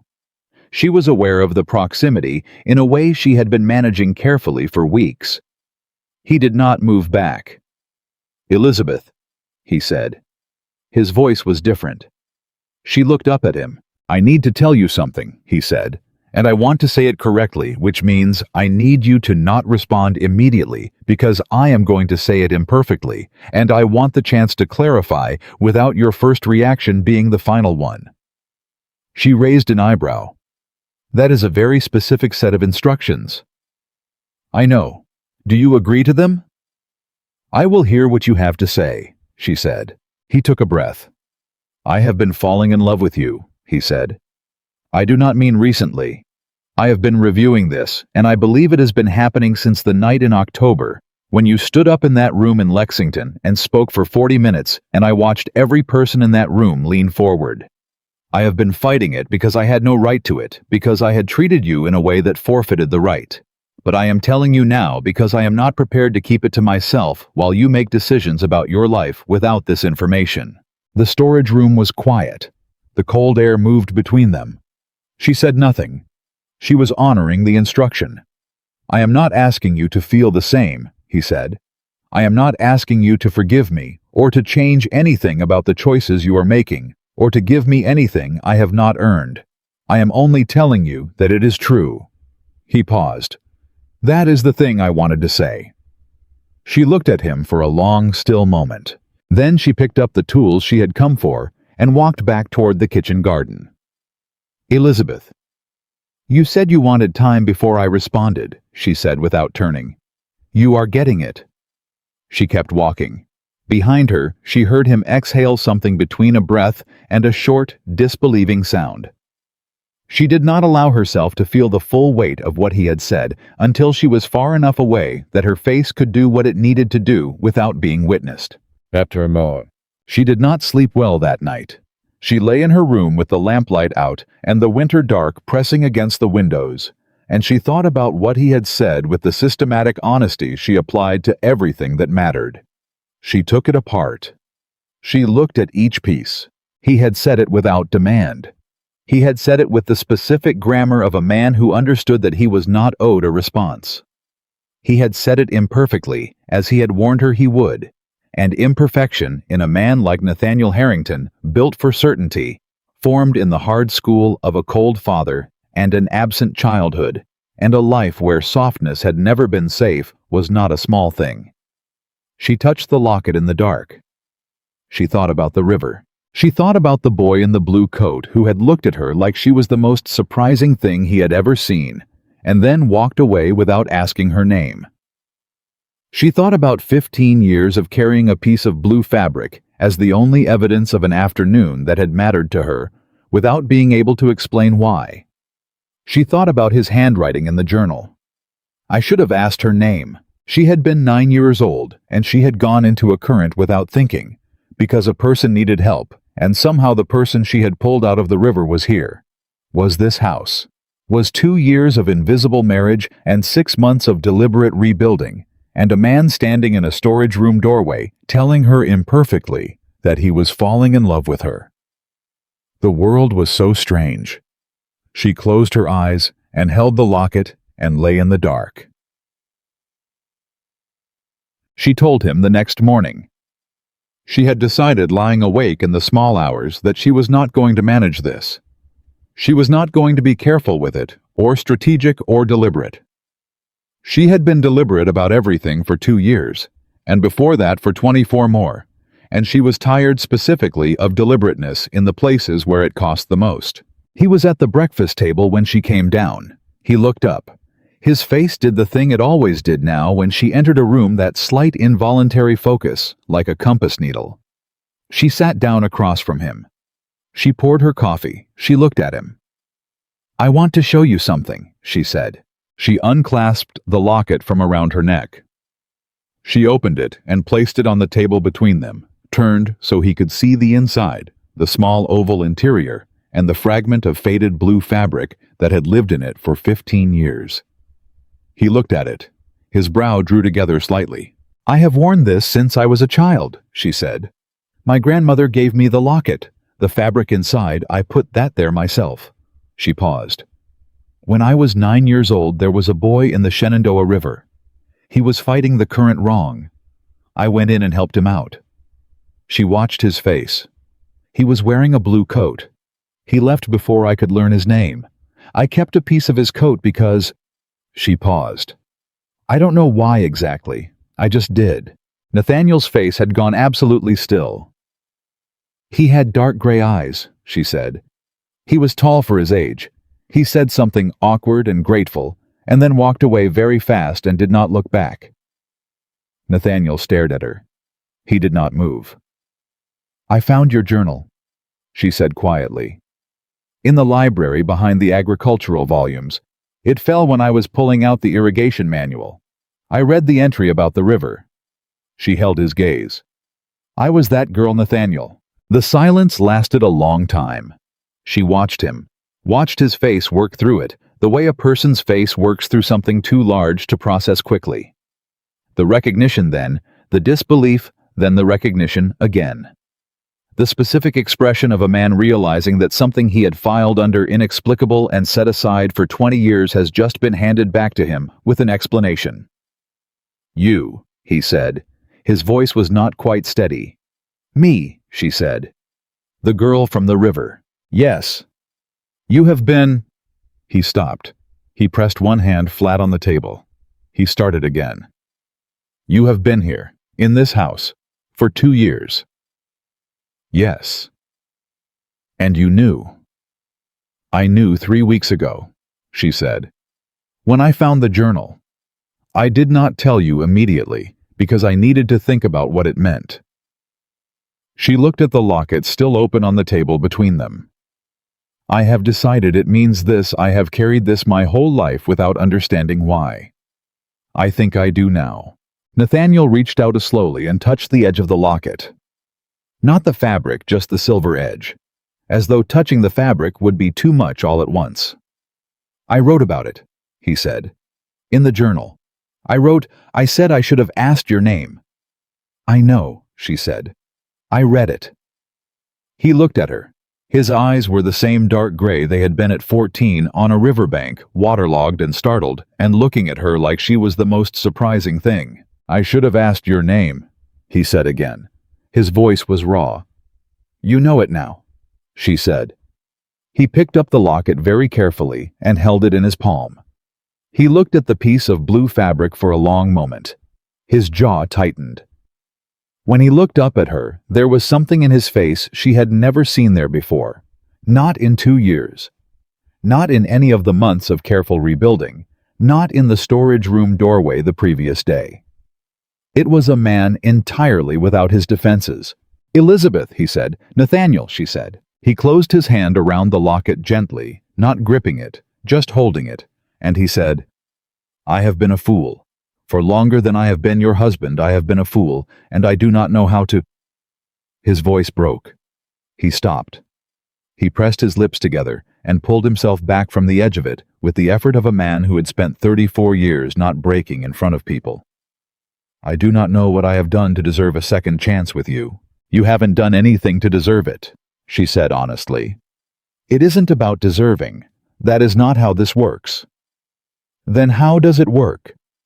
She looked at him across the table, at the locket in his hand, at the face she had been learning slowly and against her better judgment to find necessary. "It works like this," she said. "I tell you I found the journal and you find out I was the girl from the river and neither of us pretends that is nothing." She paused. "It is not nothing, Nathaniel. It has never been nothing. I did not know that until 3 weeks ago, and now I do." He opened his hand and looked at the locket again. 20 years, he said quietly. 15 for me, she said. I was 9. You were a little older. The corner of his mouth moved, not quite a smile. The shadow of one in a face that was working very hard to hold itself together. You told me I was fighting the current wrong. You were. You were 9 years old. And correct, she said. He made a sound. It was brief, and it was entirely unguarded, and it cracked the last of something that had been braced in his chest since long before she had ever married him. He brought his other hand up and pressed it over his eyes for a moment, and she let him, and she sat across the table from him and held the space of it. When he lowered his hand, his eyes were wet. He did not apologize for this. She was glad he did not apologize for it. I need you to know, he said, that I am not saying what I am about to say because of the river. I am not telling you that I love you because you saved my life when I was a boy. I am telling you because of who you are now, because of the woman who walked into fields alone every morning for 6 months, because of the woman who sat in front of 60 farmers and told them the truth, because of what you said to me on the stone bench in the kitchen garden in December. He paused. The river is part of the story. It is not the reason. Elizabeth held his gaze. I know, she said. I believe you. He closed his fingers around the locket once more, and then carefully reached across the table and held it out to her. She took it. Their fingers touched as she did. Neither of them moved away from the touch. What happens now? He asked. His voice was quiet, not demanding, not afraid, simply asking. She turned the locket over in her fingers. She looked at it for a moment. Then she looked at him. Now, she said, we do this correctly. That is all I want, he said. I know, she said. That is why I am still sitting here. She set the locket on the table between them. Outside, the December morning went on doing what it was doing, cold and clear, and entirely indifferent to the two people at the breakfast table who had just finally found each other across the distance of 20 years, and 2 years, and 6 months, and the length of one Kentucky summer. She poured them both more coffee. He did not go to the study. She did not go to the fields. For the first time in 2 years, they stayed at the table together. They talked. They talked for 3 hours. Not about the estate, not about the cooperative, or the tenant families, or the county election, or any of the 100 practical things that had become the shared language of their daily life. They talked about the things underneath all of that. The things that had been sitting below the surface of every breakfast, and every late evening study conversation, and every careful, deliberate exchange for the past 6 months. He told her about his father. She had not asked. He simply began somewhere in the second cup of coffee speaking about the man who had built Harrington Manor into what it was and what it had cost to be that man's son. His father had not been cruel. He had been absent in the specific way of men who believe that provision is the whole of love, and that requiring more than provision is a weakness to be managed. He had given Nathaniel the land and the name and the set of tools required to maintain both, and he had not given him very much else. I understood growing up. Nathaniel said that feelings were a luxury, not forbidden, just impractical. You had them, and then you set them aside, and then you did the work.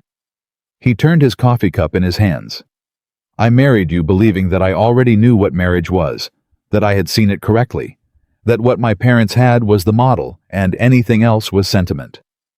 What did your parents have? Elizabeth asked. He considered this. Mutual respect, he said slowly. Function. Two people who managed the same household and never caused each other visible pain, and never, as far as I observed, caused each other visible joy either. He paused. I thought that was what marriage was. I thought wanting more than that was naive. It is not naive, she said. No. He looked at her. I know that now. I know. She held her coffee cup.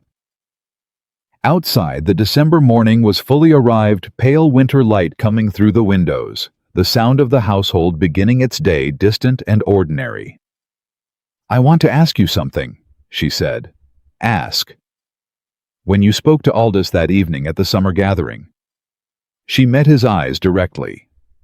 Did you believe what you said, that the marriage was purely an obligation? He did not look away. At the time, he said carefully, I believed it. I had told myself the same thing for 2 years. I had built the story very solidly. A pause.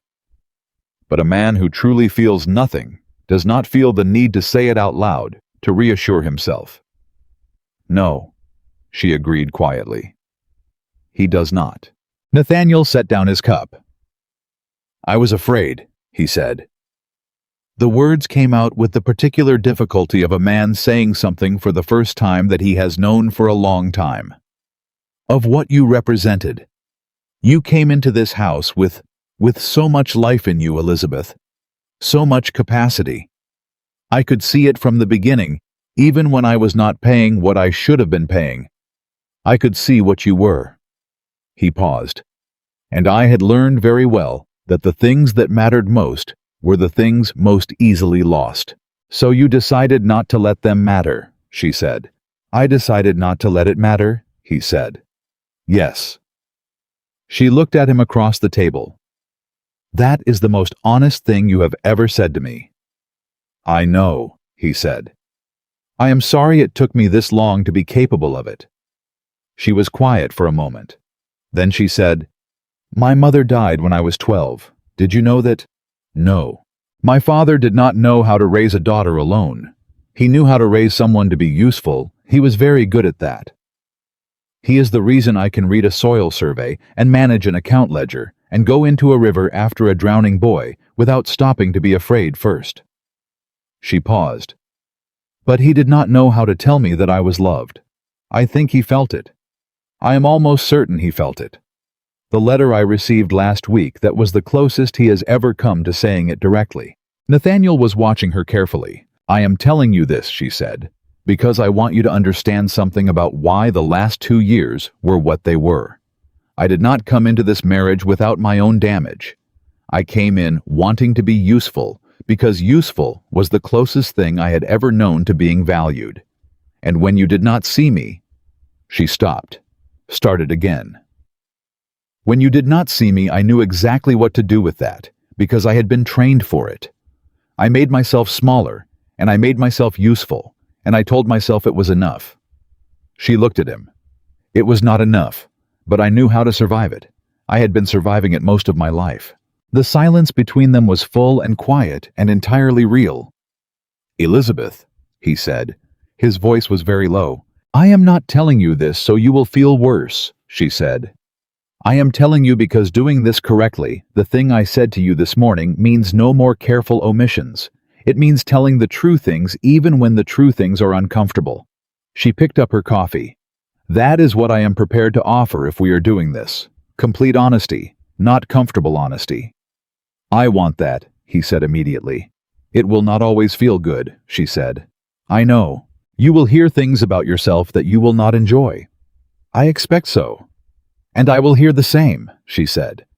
"I am not exempting myself from it." He looked at her with the expression that still had no adequate name, the one that had been building over months of morning rides and late study evenings, and a stone bench in a winter kitchen garden, and a storage room doorway, accumulating into something that had nowhere left to go except toward her. "I reckon," he said very quietly, "that is the most sensible thing anyone has ever proposed to me." She felt the shift in his language, the slight, deliberate relaxation of it, the word that belonged to a different register than his usual precision. She had noticed it before in unguarded moments. It was the language of the boy from the river, maybe. The part of him that existed before he had been fully formed into the Harrington name. "Then we are agreed," she said. "We are agreed," he said. She stood up and took both cups to the sideboard and set them down, and when she turned around, he was standing too, and they were 3 feet apart in the morning light, and neither of them moved for a moment that lasted longer than moments usually last. "I should go to the fields," she said. "I know," he said. "And you have the Pearson meeting." "At noon," he said. "Not yet." She looked at him. He looked at her. "Walk with me," she said. "To the northern fields. Josiah will be out. I want him to show us the fence line work he is planning for the spring." He did not hesitate. "Let me get my coat." No. Josiah Cutter saw them coming across the field together, and did the thing that Josiah Cutter was very good at, which was to show absolutely nothing on his face while simultaneously taking in every significant detail of what he was seeing. He nodded to Nathaniel with the careful respect of a man who had worked for the Harrington family for 3 decades and understood the specific etiquette of that relationship. Then he looked at Elizabeth. She gave him nothing to read. She was good at that too. "Show us the spring fence line," she said. Josiah showed them. He walked them along the northern boundary, explaining the deteriorating section, the timber he had identified, the labor requirements. He spoke to both of them, not in the careful, directed-to-the-man way that most working people on the estate employed when Nathaniel was present, but in the natural, inclusive way he had learned with Elizabeth. Including Nathaniel because Nathaniel was there and had apparently become someone worth including. Nathaniel asked 2 questions. Both were good. Josiah answered them with the slight, recognizable shift of a man reassessing what he is dealing with. Walking back when Josiah had turned toward his own work, Nathaniel said quietly, "He trusts you completely." "He trusts me because I gave him reason to," she said. "It took time." "I know." A pause. "I would like to earn that. With the people on this land. I have been remote. You have been absent," she said. "Remote implies you were present but at a distance. You were simply not here." He absorbed this without flinching. "Yes," he said. "I was simply not here." "Then start being here," she said. "That is how it works. There is no larger gesture available. You just show up consistently over time until people understand that you mean it." He looked at her sideways. "You are going to be very honest with me." "I told you that this morning." "I know. I am finding," he said, "that knowing it in the abstract and experiencing it in practice are somewhat different." "Welcome to my last 6 months," she said. He made that sound again, the brief, unguarded one. She kept walking and did not let herself smile until she was facing forward. The county clerk arrived 2 days before Christmas with papers that no one had been expecting. His name was Alderman, and he was a thin, precise man who had been county clerk for 11 years and whose visits to private properties were never social. Elizabeth received him in the front parlor because Nathaniel was out riding and the clerk would not wait. "Mrs. Harrington," he said. This concerns a property boundary dispute filed by the estate of Warren Coles. She knew the name. Warren Coles was the neighbor whose estate Nathaniel had been in negotiation to acquire the previous summer, the deceased man whose land lay to the north of the Harrington boundary, and whose competing creditors had complicated the purchase. The Coles estate was settled in October, she said.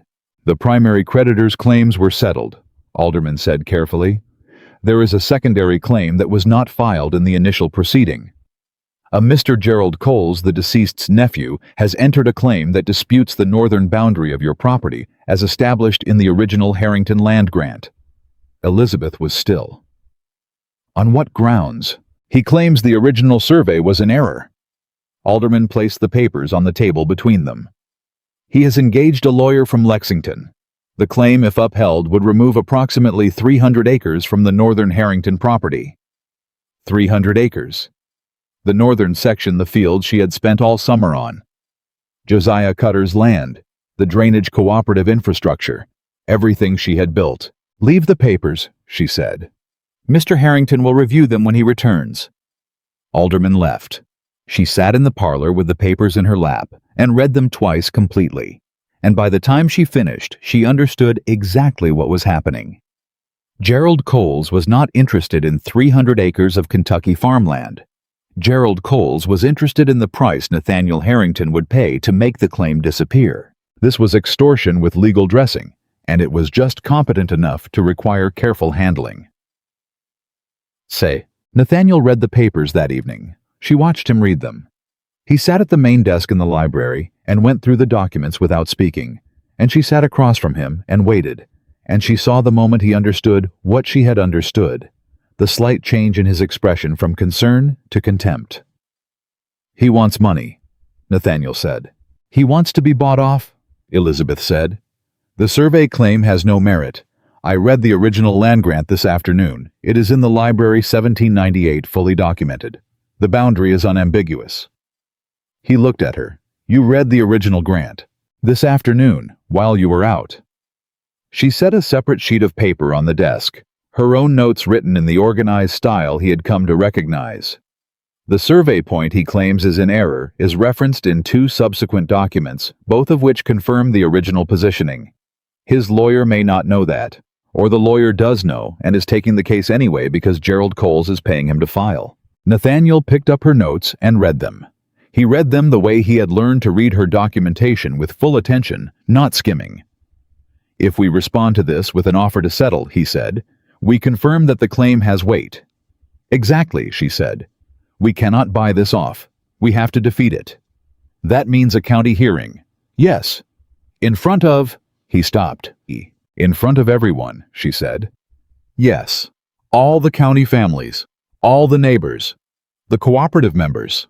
The same people who were at the October gathering. She met his gaze. I know what that means. It means you will be visible, he said.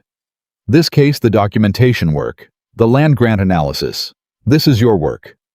You will be the one who understands it most completely. I know. Are you prepared to stand in front of a county hearing? She looked at him steadily. I stood in front of a room of 60 farmers and landowners in October and told them where their estate management was failing, she said. A county hearing is a larger room with better chairs. He stared at her for a moment. Then he said, I will need you to teach me the documentation thoroughly enough that I can support your argument effectively. I know that too, she said. I already have the materials organized. When would you like to start? Now, he said. They worked until midnight. Us. The hearing was scheduled for the 2nd week of January, which gave them 3 weeks. Elizabeth used all of them. She rebuilt the entire history of the northern boundary from the original 1798 land grant. Forward every survey, every referenced document, every notation in the estate records that touched the boundary question. She organized it chronologically and by legal relevance. She wrote a clear summary of the chain of evidence that could be read by someone unfamiliar with the property and followed without difficulty. Nathaniel worked beside her. He did not pretend to lead it. He learned the material, asked the questions he needed to ask, and applied his own considerable knowledge of the county's legal and social landscape to identifying which arguments would land and which would not. They worked every evening. They ate dinner at the desk half the time. They argued twice real arguments, not the careful disagreements of people managing a fragile peace, but actual arguments about strategy, about which documentation to lead with, and whether the secondary survey references were strong enough to stand independently, or needed the land grant as their foundation. The second argument lasted 40 minutes, and ended with her being right. He conceded this without making her extract it from him. "You are right," he said simply when the logic became undeniable. "Lead with the land grant. I was overcomplicating it." She looked at him across the desk covered in papers.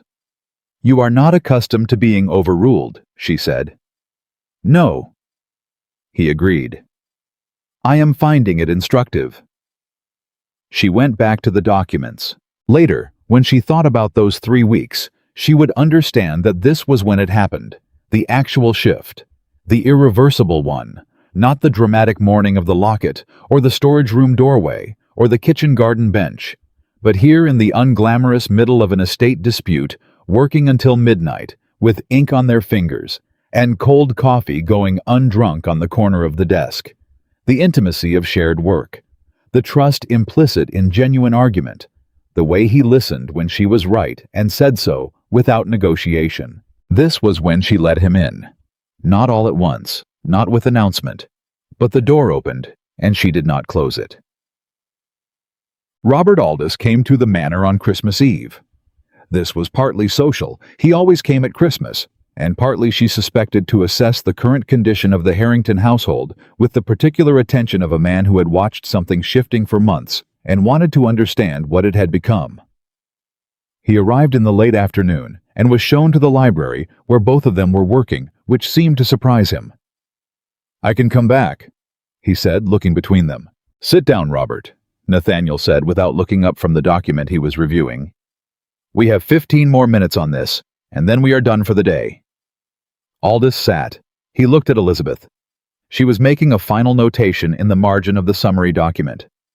She did not look up either. 15 minutes later, she set down her pen. Nathaniel closed the last folder.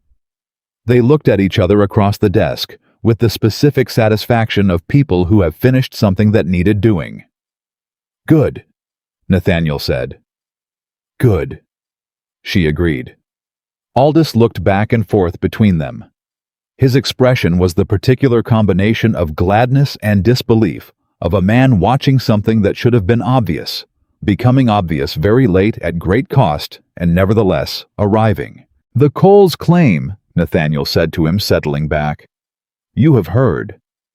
"The whole county has heard," Aldous said.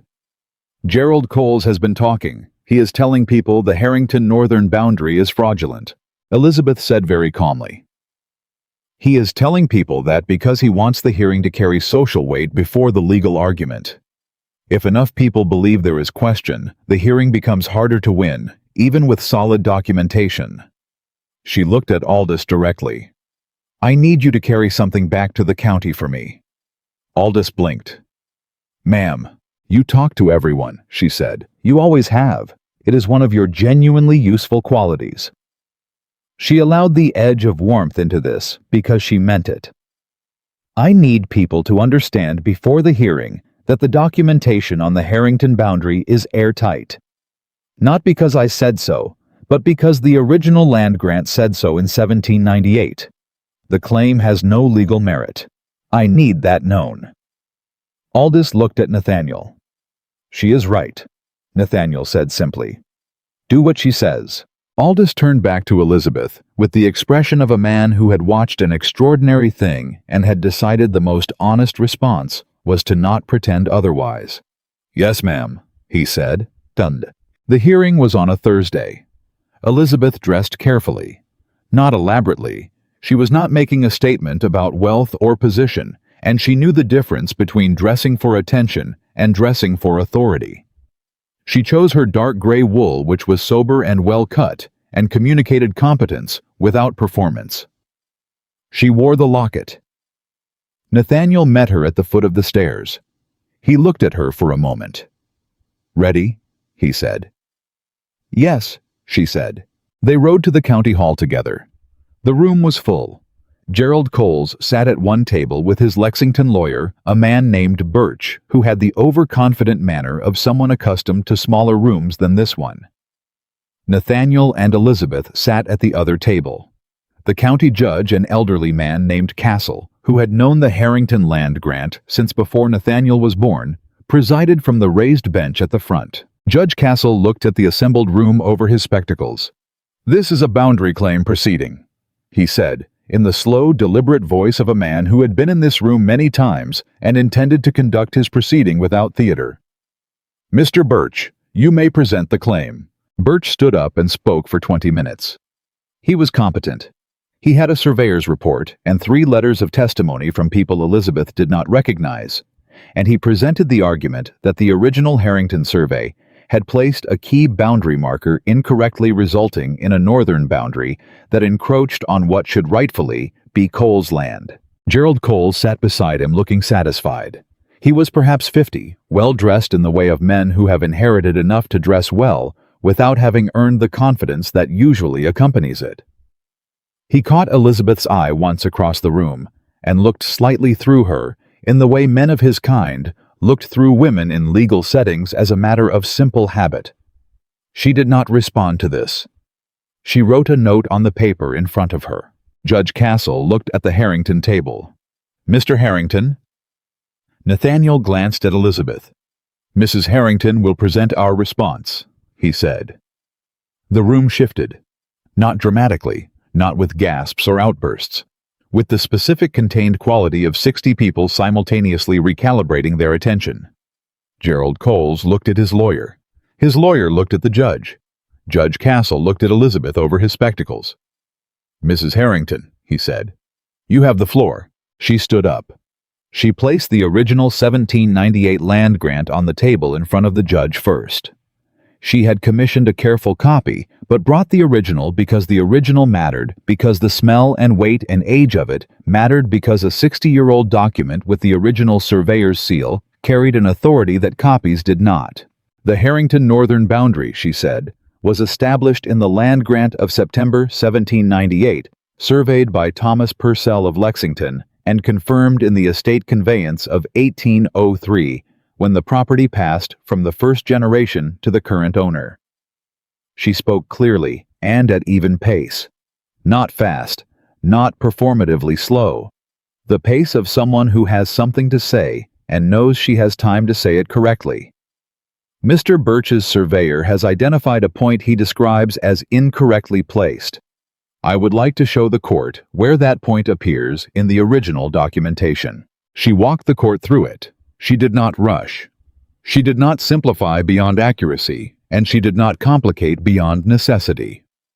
She showed the original survey reference, the 1803 confirmation, and the 2 subsequent estate documents that independently referenced the same boundary point.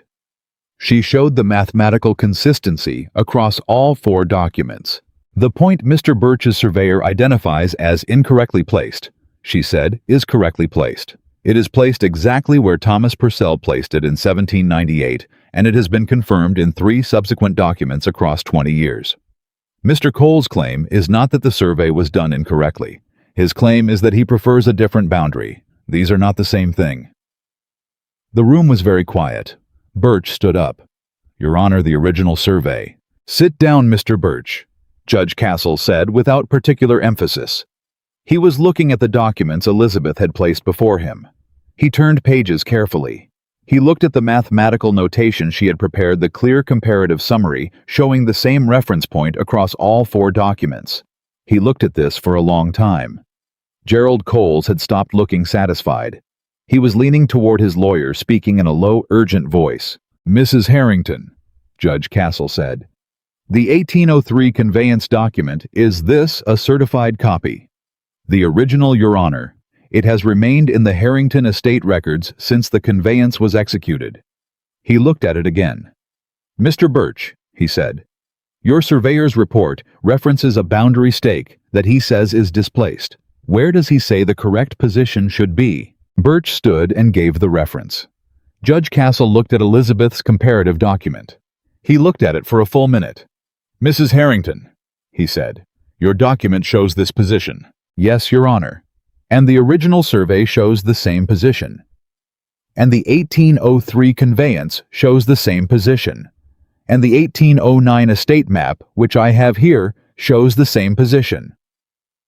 She placed the fourth document before him. Mr. Birch's surveyor is disputing a position that has been consistent and documented across 4 independent records over 20 years. Castle set down his spectacles.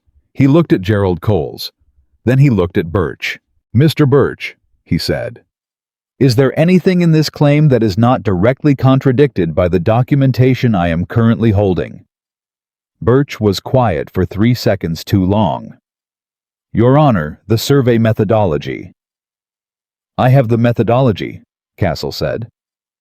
"Right here, from 1798.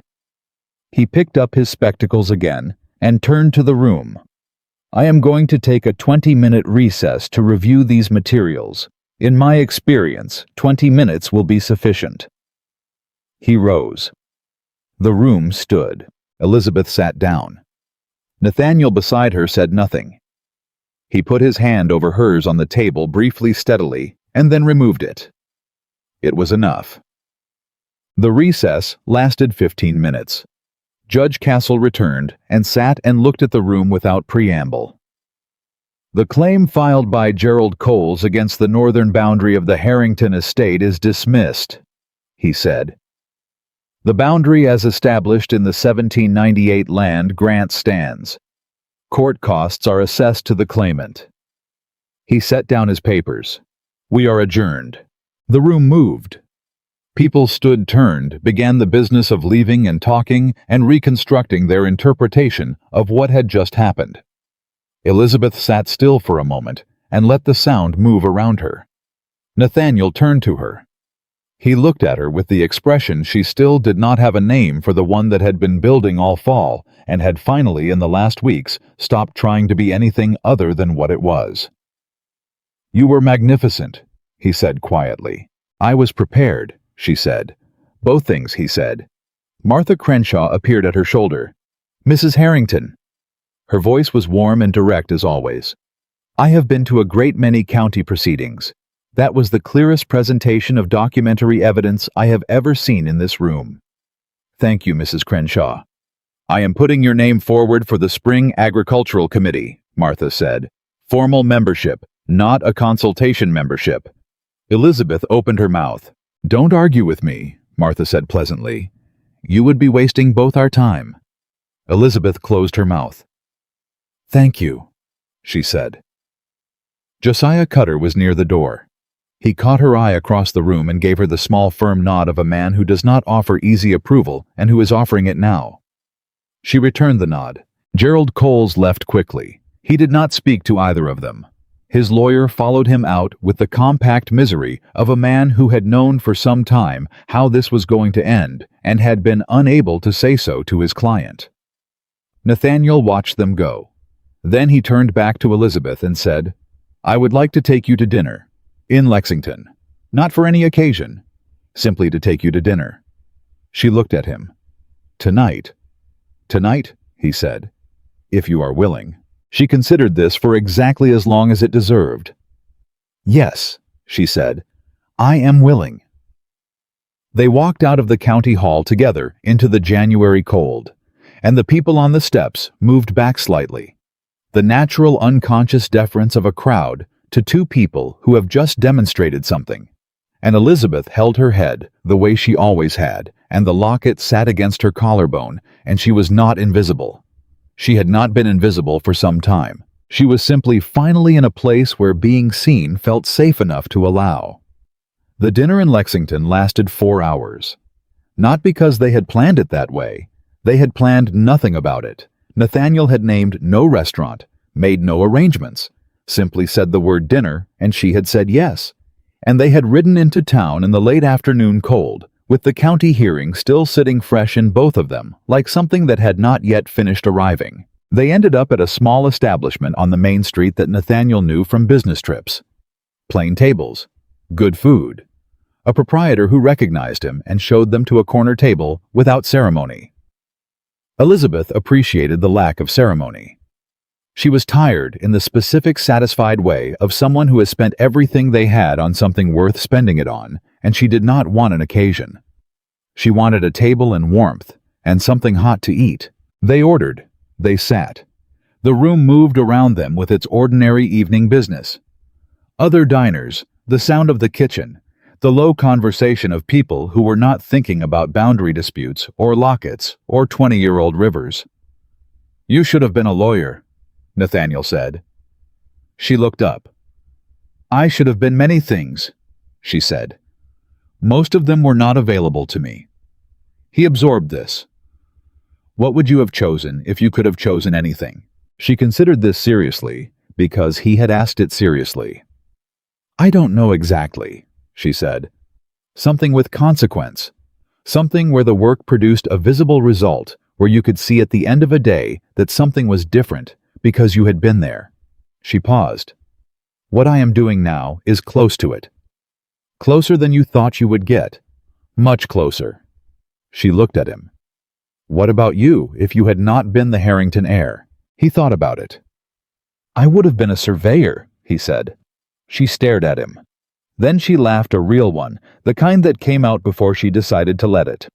"A surveyor. I like precision," he said. "I like knowing exactly where things are." The corner of his mouth moved. "Apparently I am not very good at it in practice, but the principle appeals to me." "You are better at it than you were," she said. "Considerably," he agreed. The food came. They ate, and the conversation moved. The way conversation moves between people who have stopped performing for each other, not in a straight line, but in the organic looping way of two people who are genuinely interested and keep finding the next thing to say before the last one has fully settled. He told her about the summer he was 16 and had tried to run away from Harrington Manor to join a trading company in Cincinnati, gotten as far as the county border, and come back because he could not abandon the tenant families who depended on the land and had no one else.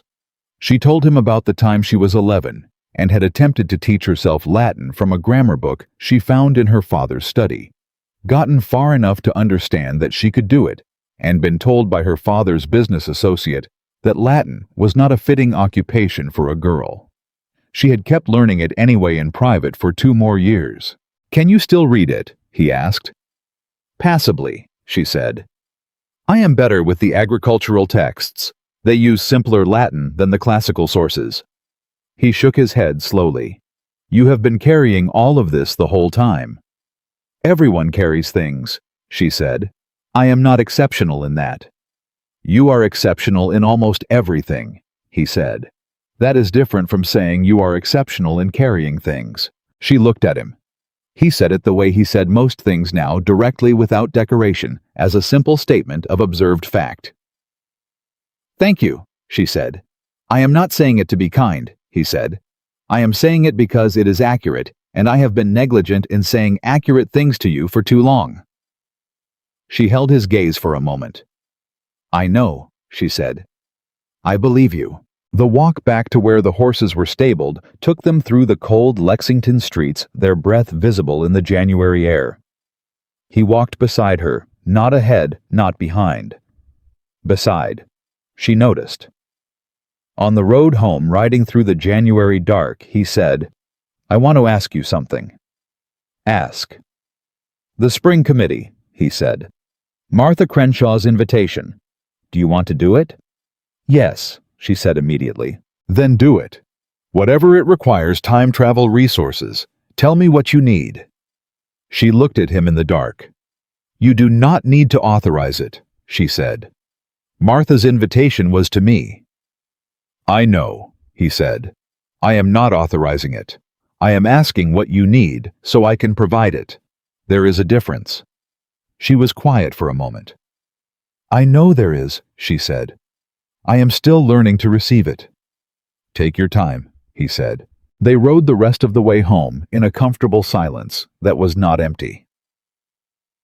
January became February, and February brought the kind of cold that settles into a Kentucky valley and behaves as though it intends to stay permanently, and Elizabeth worked through it with the same methodical consistency she had built all summer.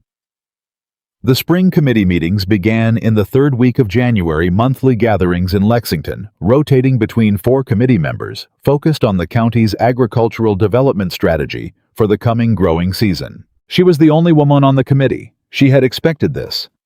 She had also expected the initial adjustment period, the careful assessing quality of the other members' attention in the first meeting, the slight formality, the way questions were directed to her with a particular deliberateness that acknowledged she was new to the table and that they were uncertain what to make of her. She had handled rooms like that before. She came to the first meeting with the most complete set of documents anyone had brought. She spoke when she had something to add and did not speak to fill silence. She asked one question near the end of the meeting that reframed an argument 2 members had been circling for 20 minutes and produced in 4 sentences the resolution they had been unable to reach. By the end of the second meeting, the formality was gone. By the third, Thomas Alderman, the Eastern property farmer who had come to find her after the October gathering, was specifically directing questions to her when the table was stuck. She reported this to Nathaniel over breakfast one morning simply, and without particular drama, the way she reported everything. He listened with his full attention. "Alderman asked you to break the deadlock," he said. "He asked my opinion," she said, which is somewhat different. When a man asks your opinion in a room full of his peers because he believes you will say the most useful thing, Nathaniel said, he is asking you to break the deadlock. He simply does not want to say so directly. He paused. "I recognize the behavior. I have used it." She looked at him with mild amusement. "Have you?" "When I could not get Aldous and the Eastern creditors to agree on the payment schedule last fall," he said. "I put the question to you at dinner, indirectly." She remembered. She had offered an observation about how the creditors' reluctance probably had more to do with timing than with the amount. He had used it the next morning, and the schedule was resolved by noon. She had not connected the 2 things explicitly. "You were using me as a resource," she said. "I was recognizing that you were the smartest person at that dinner table," he said, "and that I would get a better outcome if I found a way to access what you thought about it." He met her eyes. "I am not proud that I was doing it without telling you I was doing it. I am telling you now because complete honesty cuts both ways, and you told me that in December." She held his gaze. "It does," she said. "Thank you for telling me." "You are welcome." She went back to her breakfast. The conversation settled into the morning and became part of the ongoing accumulating record of 2 people learning each other properly, which was proving to be more interesting and more difficult and more worthwhile than either of them had fully anticipated. Chum. The letter from Gerald Coles arrived on a Thursday in February. Not a legal letter. A personal one, brief handwritten, delivered directly to the manor rather than through a clerk. Elizabeth read it first because she was in the entry hall when it arrived, and the household girl handed it to her by habit. She read it, set it on the hall table, and went to find Nathaniel in the library.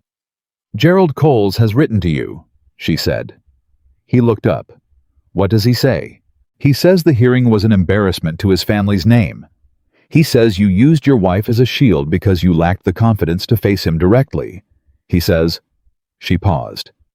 "He says that a man who lets a woman fight his legal battles is not a man who deserves to hold the Harrington name." Nathaniel was quiet for a long moment. His jaw tightened once. Then he said, "How do you want to respond?" She blinked. "How do I want to respond? It is an attack on you as much as on me," he said. "More so. You were the one who stood up in that room. Your name is the one he is trying to demean." He looked at her directly. "How do you want to respond?" She thought about it. Not for long. "I do not want to respond," she said. Responding confirms that his opinion requires a response. It does not. Nathaniel held her gaze.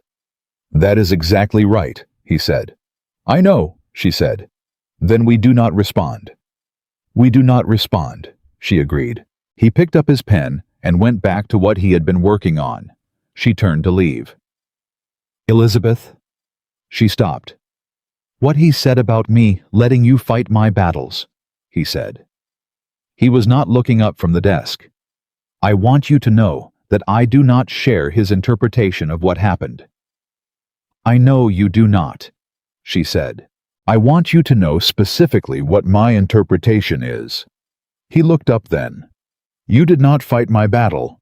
You fought our battle. The land is yours as much as it is mine. You have spent 6 months making it something worth fighting for. And you were the right person to present the case because you built the case. He paused. A man who would put a lesser person forward because they happened to share his gender would deserve to lose. She looked at him for a long, still moment. That, she said, is the most important thing you have ever said to me. I mean it without qualification, he said. I know, she said. That is why it is the most important thing. She went back to her work. The letter from Gerald Coles remained on the hall table until the household girl threw it out 2 days later with the rest of the waste paper. Neither of them mentioned it again. March arrived, and with it, the first real thaw. The ground softening, the fields beginning to give back some color, the mornings arriving earlier and less brutal. Elizabeth walked the fields every morning, as she had all year, but the walks changed shape with the season. More planning, less assessment. The spring work was beginning, and there were decisions to be made about implementation of everything she and the committee had been developing through the winter months. Nathaniel came with her more often than not. This had happened gradually without announcement or agreement. He had joined her one morning in early February, saying he wanted to see the drainage cooperative infrastructure firsthand before the spring work began, and he had come the next morning and the morning after that until it became a shared habit, the way shared habits form between people who are genuinely building something together, not by decision, but by accumulation. Josiah Cutter had adjusted to this with characteristic lack of visible reaction. He simply included Nathaniel in the conversations the way he had learned to include Elizabeth, expecting competence, not excusing its absence. Nathaniel had understood quickly what was required and had risen to it. On a Tuesday morning, in the second week of March, Josiah said to Nathaniel, unprompted, "The east fence line repair is going to need 3 more men than I budgeted for. The winter damage was worse than the survey showed." Nathaniel said, "How many and when?" 4 men 3 days starting Monday. Done, Nathaniel said. Tell Pearson today, and I will confirm it before noon. Josiah nodded. He did not thank Nathaniel effusively. He acknowledged it as the straightforward resolution of a practical problem by the person responsible for the practical problem, which was Elizabeth had come to understand the highest form of respect Josiah Cutter offered. Walking back from the fields that morning, Nathaniel said, "He didn't look surprised." "He is past surprise with you," she said. "How long did it take him to stop being surprised with you?" She considered. "About 6 weeks," she said. "He is more generous than he appears." Nathaniel was quiet for a moment. "I want to do something for the tenant families," he said. "Something real. Not a gesture, not a Christmas gift, or a reduced rent for a season. Something structural." She looked at him. "What are you thinking?" "I don't know yet," he said. "I want your input before I think about it further. What do they need most that they do not have?" She did not answer immediately. She thought about it the way she thought about estate problems, not reaching for the first answer, but looking for the actual answer underneath it. "Security," she said finally. "They work land they don't own and have no guarantee of tenure. Josiah Cutter has given 30 years to this property and holds no document that says he cannot be removed from it tomorrow." She paused. "Long-term tenure agreements. Written, legally binding. Something that outlasts any individual manager's decisions." Nathaniel was quiet for a long moment. "That would be unprecedented in this county." "Yes," she said. "It would also be sensible," he said. "People work better and invest more in land they know they will still be working in 10 years. "They do," she said. "You have the yield records to support that. The Crenshaw tenants who have had informal long tenure consistently outperform the transient labor sections." "I know," he said. "I read your analysis." She looked at him. "When?" "February," he said. You left the comparative document in the library. I read it and did not tell you because I was still working out what to do with it. She held this information. You have been thinking about this for a month. I have been thinking about a great many things for a great many months, he said quietly. I am simply getting better at saying them aloud. She did not answer that. She filed it. She carried it with her for the rest of the day in the particular way she carried things that mattered not in front of her, where they would distract from the work, but present, always present. The spring planting meeting was the last Saturday of March, the largest gathering the cooperative had yet attempted. 12 properties representatives from each a full day of coordination in the Lexington Community Hall. Elizabeth had organized the agenda. She ran the morning session and handed the afternoon session to Thomas Alderman because it focused on the Eastern property infrastructure, where his expertise exceeded hers, and she knew the difference between those two things. Nathaniel came. He sat in the room and listened and spoke twice, both times, with the specific targeted economy of a man who has learned that in a room like this, 2 good sentences are worth more than 20 adequate ones. After the meeting, Martha Crenshaw cornered Elizabeth near the door, with the purposeful energy of a woman who had been waiting for the right moment and had decided this was it. The committee is proposing a formal position, Martha said. Agricultural coordinator for the Northern County. It is a new position. We created it because it needed to exist, and there was no one to fill it until there was. She looked at Elizabeth steadily. You are the person to fill it. It would be formal. It would carry a stipend. It would require monthly commitment and would put you at the center of the county's agricultural planning for the foreseeable future. Elizabeth stared at her. Do not say you are surprised, Martha said. I am not surprised, Elizabeth said. I am. She stopped. Deciding, Martha said. Take until Wednesday. I need an answer by Wednesday because we are presenting the position to the full committee at the April meeting, and I want your name attached to it when we do. Martha moved on with the decisive momentum of a woman who had delivered her message and had other messages to deliver. Elizabeth stood near the door and held what she had just been handed. A formal position. Her own. With a title and a stipend and a defined role that would exist independently of her husband's name or his land or anything other than what she herself had built over the past 9 months. She found Nathaniel near the window at the far end of the room speaking with Alderman. She waited. When Alderman moved on, she came to his side. Martha Crenshaw has offered me a formal position, she said. Agricultural coordinator for the Northern County. He turned to look at her. He read her face with the attention he now brought to everything that mattered. What do you want to do? He said. I want to accept it, she said. Then accept it, he said simply. It will require significant time. I know. Monthly trips to Lexington at minimum, potentially more during planting and harvest seasons. Elizabeth. He held her gaze. I am not going to be the thing that holds you back from this. I will not pretend I was going to be supportive from the beginning. I was not paying enough attention from the beginning to have an opinion. But I am paying attention now, and I am telling you take it. She looked at him for a long moment. You are certain. I am certain, he said. I am also... He paused. He found the word. Proud. I am proud of you. I want to say that clearly because I have not said it clearly enough, and you deserve to hear it plainly. She had been ready for many things. She had not been entirely ready for that word, said that directly without softening or qualification in a public room with other people moving around them. She held it. She let it land. Thank you, she said. Her voice was even. Her chest was not. You are going to change this county, he said quietly. You are already changing it. I just want to be the person standing beside you while you do. She looked at him. You are, she said. If you keep doing what you have been doing, you are. She went to find Martha Crenshaw and gave her the answer 3 days early. The tenure agreements took 2 months to draft and execute. Nathaniel brought in a lawyer from Lexington, not Birch, a different one.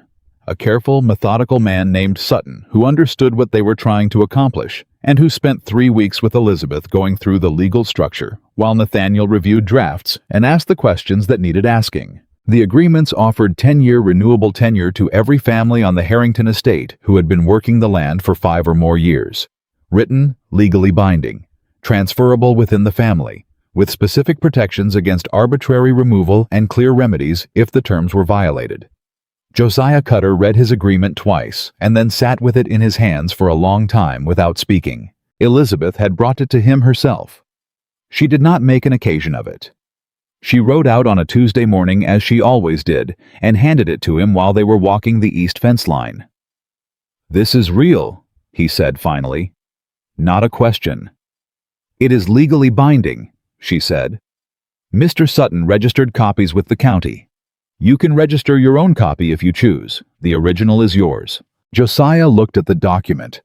He looked at it the way a man looks at something he has wanted for a very long time and has learned not to want, because wanting things you cannot have is a particular kind of damage he could not afford to carry. "Mr. Harrington agreed to this," he said. "Mr. Harrington proposed it," she said. "I helped design the legal structure." Josiah looked at her. He was not a man who displayed emotion easily or often. But there was something in his face layered and real and taking a long time to come through that she recognized as the expression of a person receiving something they had given up believing they would ever receive. "Thank you, Mrs. Harrington," he said. "Don't thank me yet," she said. "The spring drainage work still needs to be finished before the rains come and you are 3 days behind schedule." He looked at her for one more moment. Then he put the agreement carefully in his coat pocket and said, "Yes, ma'am.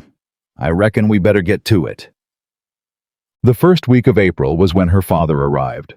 He had written 2 weeks earlier to say he was coming, and she had told Nathaniel, and Nathaniel had said make sure his room is comfortable, and had asked 3 questions about the man that indicated genuine interest. Not social preparation, but actual curiosity about who had raised her. James Whitmore arrived on a Wednesday afternoon. He was 61 and looked at a lean, weathered man with Elizabeth's gray eyes and her quality of direct attention, wearing the practical clothes of someone who had never particularly cared what impression his clothing made. He had ridden from Virginia in 4 days, and he came through the front door with road dust still on him and looked around Harrington Manor with the appraising eye of a man assessing structural integrity. Then he saw Elizabeth, and his face did the thing faces do when the person seeing is not going to say the thing they feel, but the feeling is too large to hide entirely. "Lizzie," he said. She hugged him. He was not a man who hugged easily. He stood still for a moment and then put one arm around her, with the careful, slightly uncertain quality of someone using a muscle they do not use often, and she did not make him hold it longer than he could manage. "You look well," he said when she stepped back. "I am well," she said. "Come in. Nathaniel wants to meet you." Her father followed her into the house with the watchful silence of a man who is compiling information. Nathaniel was in the library. He came out when he heard them in the hall and crossed the distance to shake James Whitmore's hand with the directness she had learned to associate with the moments when he was being most genuinely himself rather than most formally Nathaniel Harrington. "Mr. Whitmore," he said. "I have wanted to meet you." Her father looked at him, looked at the handshake, looked at him again. "Mr. Harrington," he said. "James, please," Nathaniel said. "We have been married 2 years, and I have not met my father-in-law. That is an error I am glad to correct." Her father glanced at Elizabeth. She gave him nothing particular. She was curious what he would conclude on his own. "Well," her father said. He looked back at Nathaniel. "Show me the property. I want to understand what my daughter has been building." Nathaniel did not blink. "I'll get my coat," he said. They walked the estate for 2 hours. Elizabeth came for the first hour and then left them to it, partly because she had committee correspondence to finish, and partly because she understood that her father needed time with Nathaniel without her there to interpret for either of them. She was at her desk when they came back. She heard their voices in the hall, her father's lower Nathaniel's carrying more than it usually did, both of them talking with the focused energy of people who have found something real to talk about. She heard her father laugh once. She looked up from her document. That was new. Say. Her father came to her study that evening after dinner. He sat in the chair across the desk, the same chair Nathaniel sat in most evenings, and looked at her with the gray eyes she had inherited, and the expression she had learned over 30 years to read as his version of something large. "He loves you," her father said, not a question. "Yes," she said. "I believe he does." Did he always? She considered this honestly. "I think so," she said. "He did not know it. There is a difference." Her father was quiet. "He told me about the hearing. He presented it accurately, I hope. He told me you dismantled a fraudulent boundary claim with 20-year-old documents and put a Lexington lawyer on his heels in front of the entire county." Her father paused. "He told me he sat at the table and watched you do it, and that it was the most impressive thing he had seen in a courtroom." She held her father's gaze. "I was prepared," she said. "That is all." "Elizabeth." His voice was the quiet one, the one he did not use often. "Your mother she would have been—" He stopped. He looked at the desk. He tried again. "I was not always certain I had given you what you needed. After your mother died, I knew how to teach you useful things. I did not always know how to—" He stopped again. "I know," she said gently. "I should have said it," he said. "What I wrote in the letter. I should have been saying it your whole life." She looked at her father, at the 61-year-old man who had taught her to read soil and swim in rivers, and not apologize for her intelligence, who had not known how to tell her she was loved, and had loved her faithfully anyway in every practical and insufficient and completely real way available to him. "You said it now," she said. "That is not nothing." He looked at her. "No," he said. "I reckon it ain't." She stood up and came around the desk and sat on the edge of it close to him, the way she had sat beside him when she was a child in his study in Virginia, watching him work and not being sent away. "I am happy," she said. "I want you to know that. Not because everything was easy, or because I was not for a time genuinely not happy, but now I am." Her father looked at her for a long moment. "Good," he said. "Just that." The word carried everything he did not know how to add to it, and she knew how to receive it in its entirety. Ciao. The evening her father left 4 days later, Nathaniel stood on the porch beside her and watched the carriage move down the drive. "He told me something," Nathaniel said. "What did he tell you?" "He told me that Elizabeth as a child was the most capable person he had ever met, and the most overlooked, and that he had made his peace with being part of both of those things." He paused. "He told me not to be part of the second one." She watched the carriage reach the main road and turn east. "And what did you tell him?" she said. "I told him I understood that instruction too late," Nathaniel said, "and that I intended to spend the rest of my life compensating for it." A pause.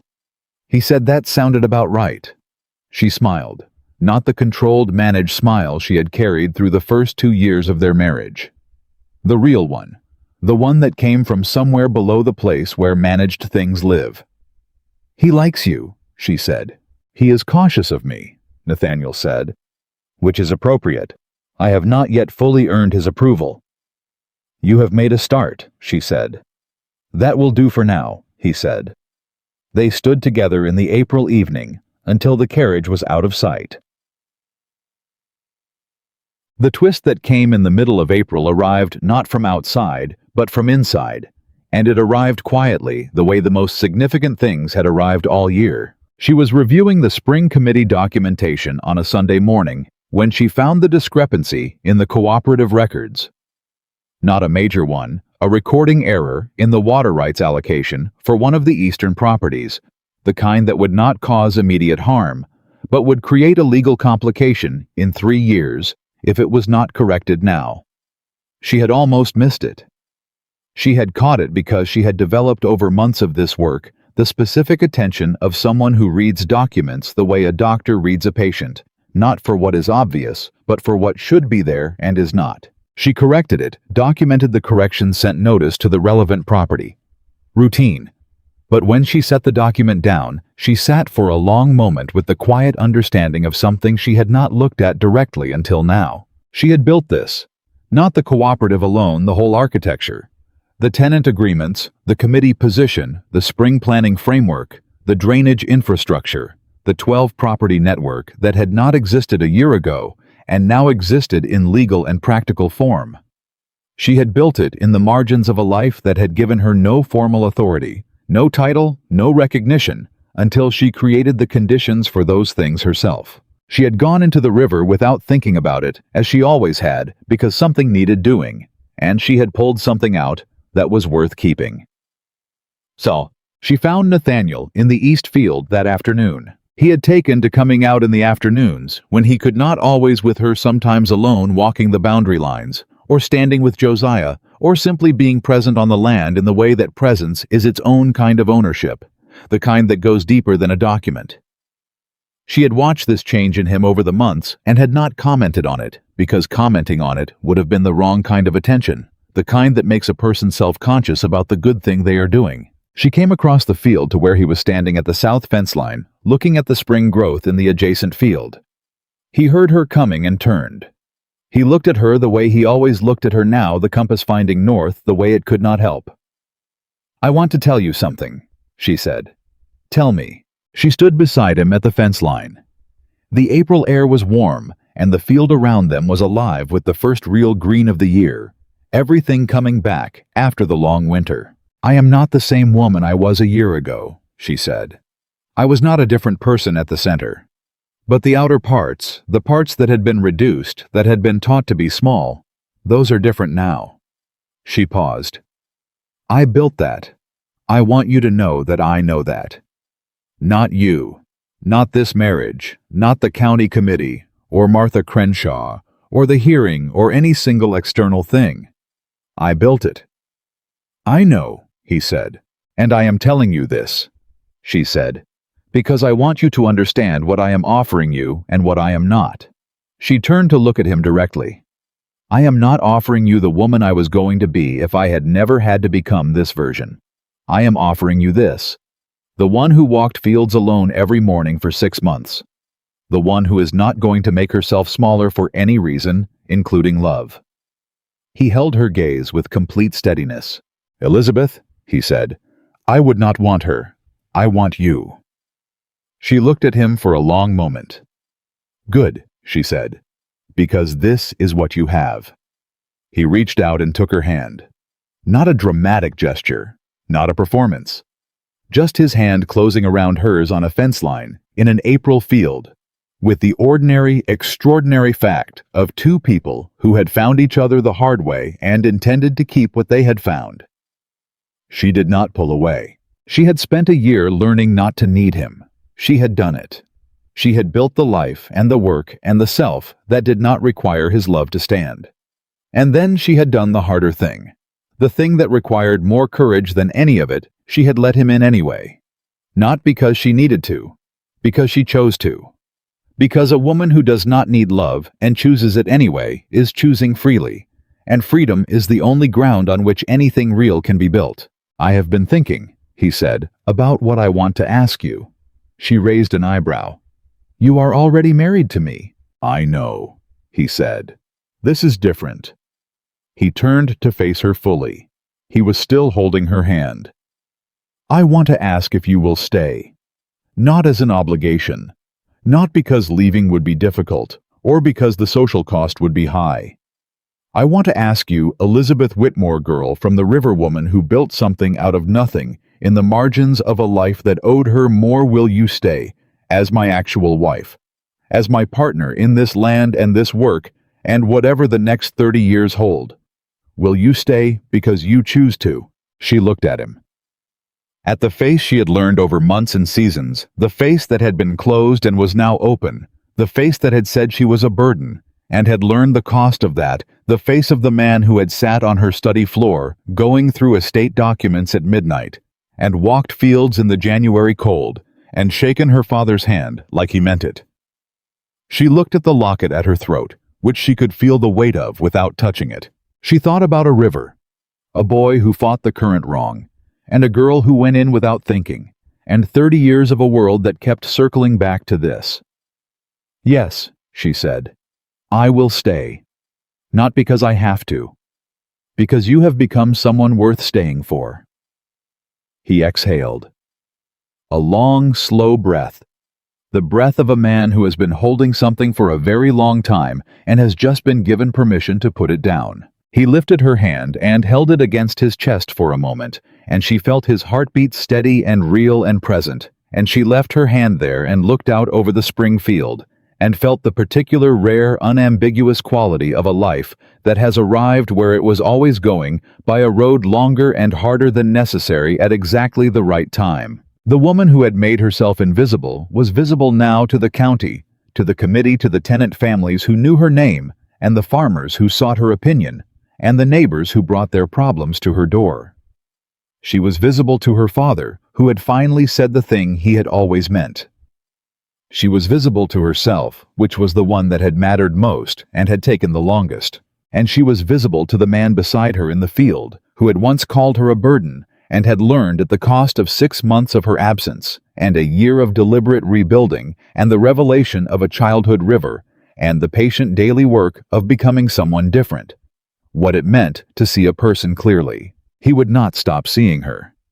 She believed this with the same certainty with which she had believed the soil data and the legal documents and the agricultural surveys, not because she needed to believe it, but because the evidence supported it, and Elizabeth Whitmore Harrington had always been a woman who followed the evidence wherever it led. She turned her face toward the sun, toward Hun. The field stretched green and new in every direction, every row of it carrying the proof of what a person could build when they stopped waiting to be given what they needed and went into the current instead. She had gone in. She had come out with everything, and she had never not once fought the current wrong.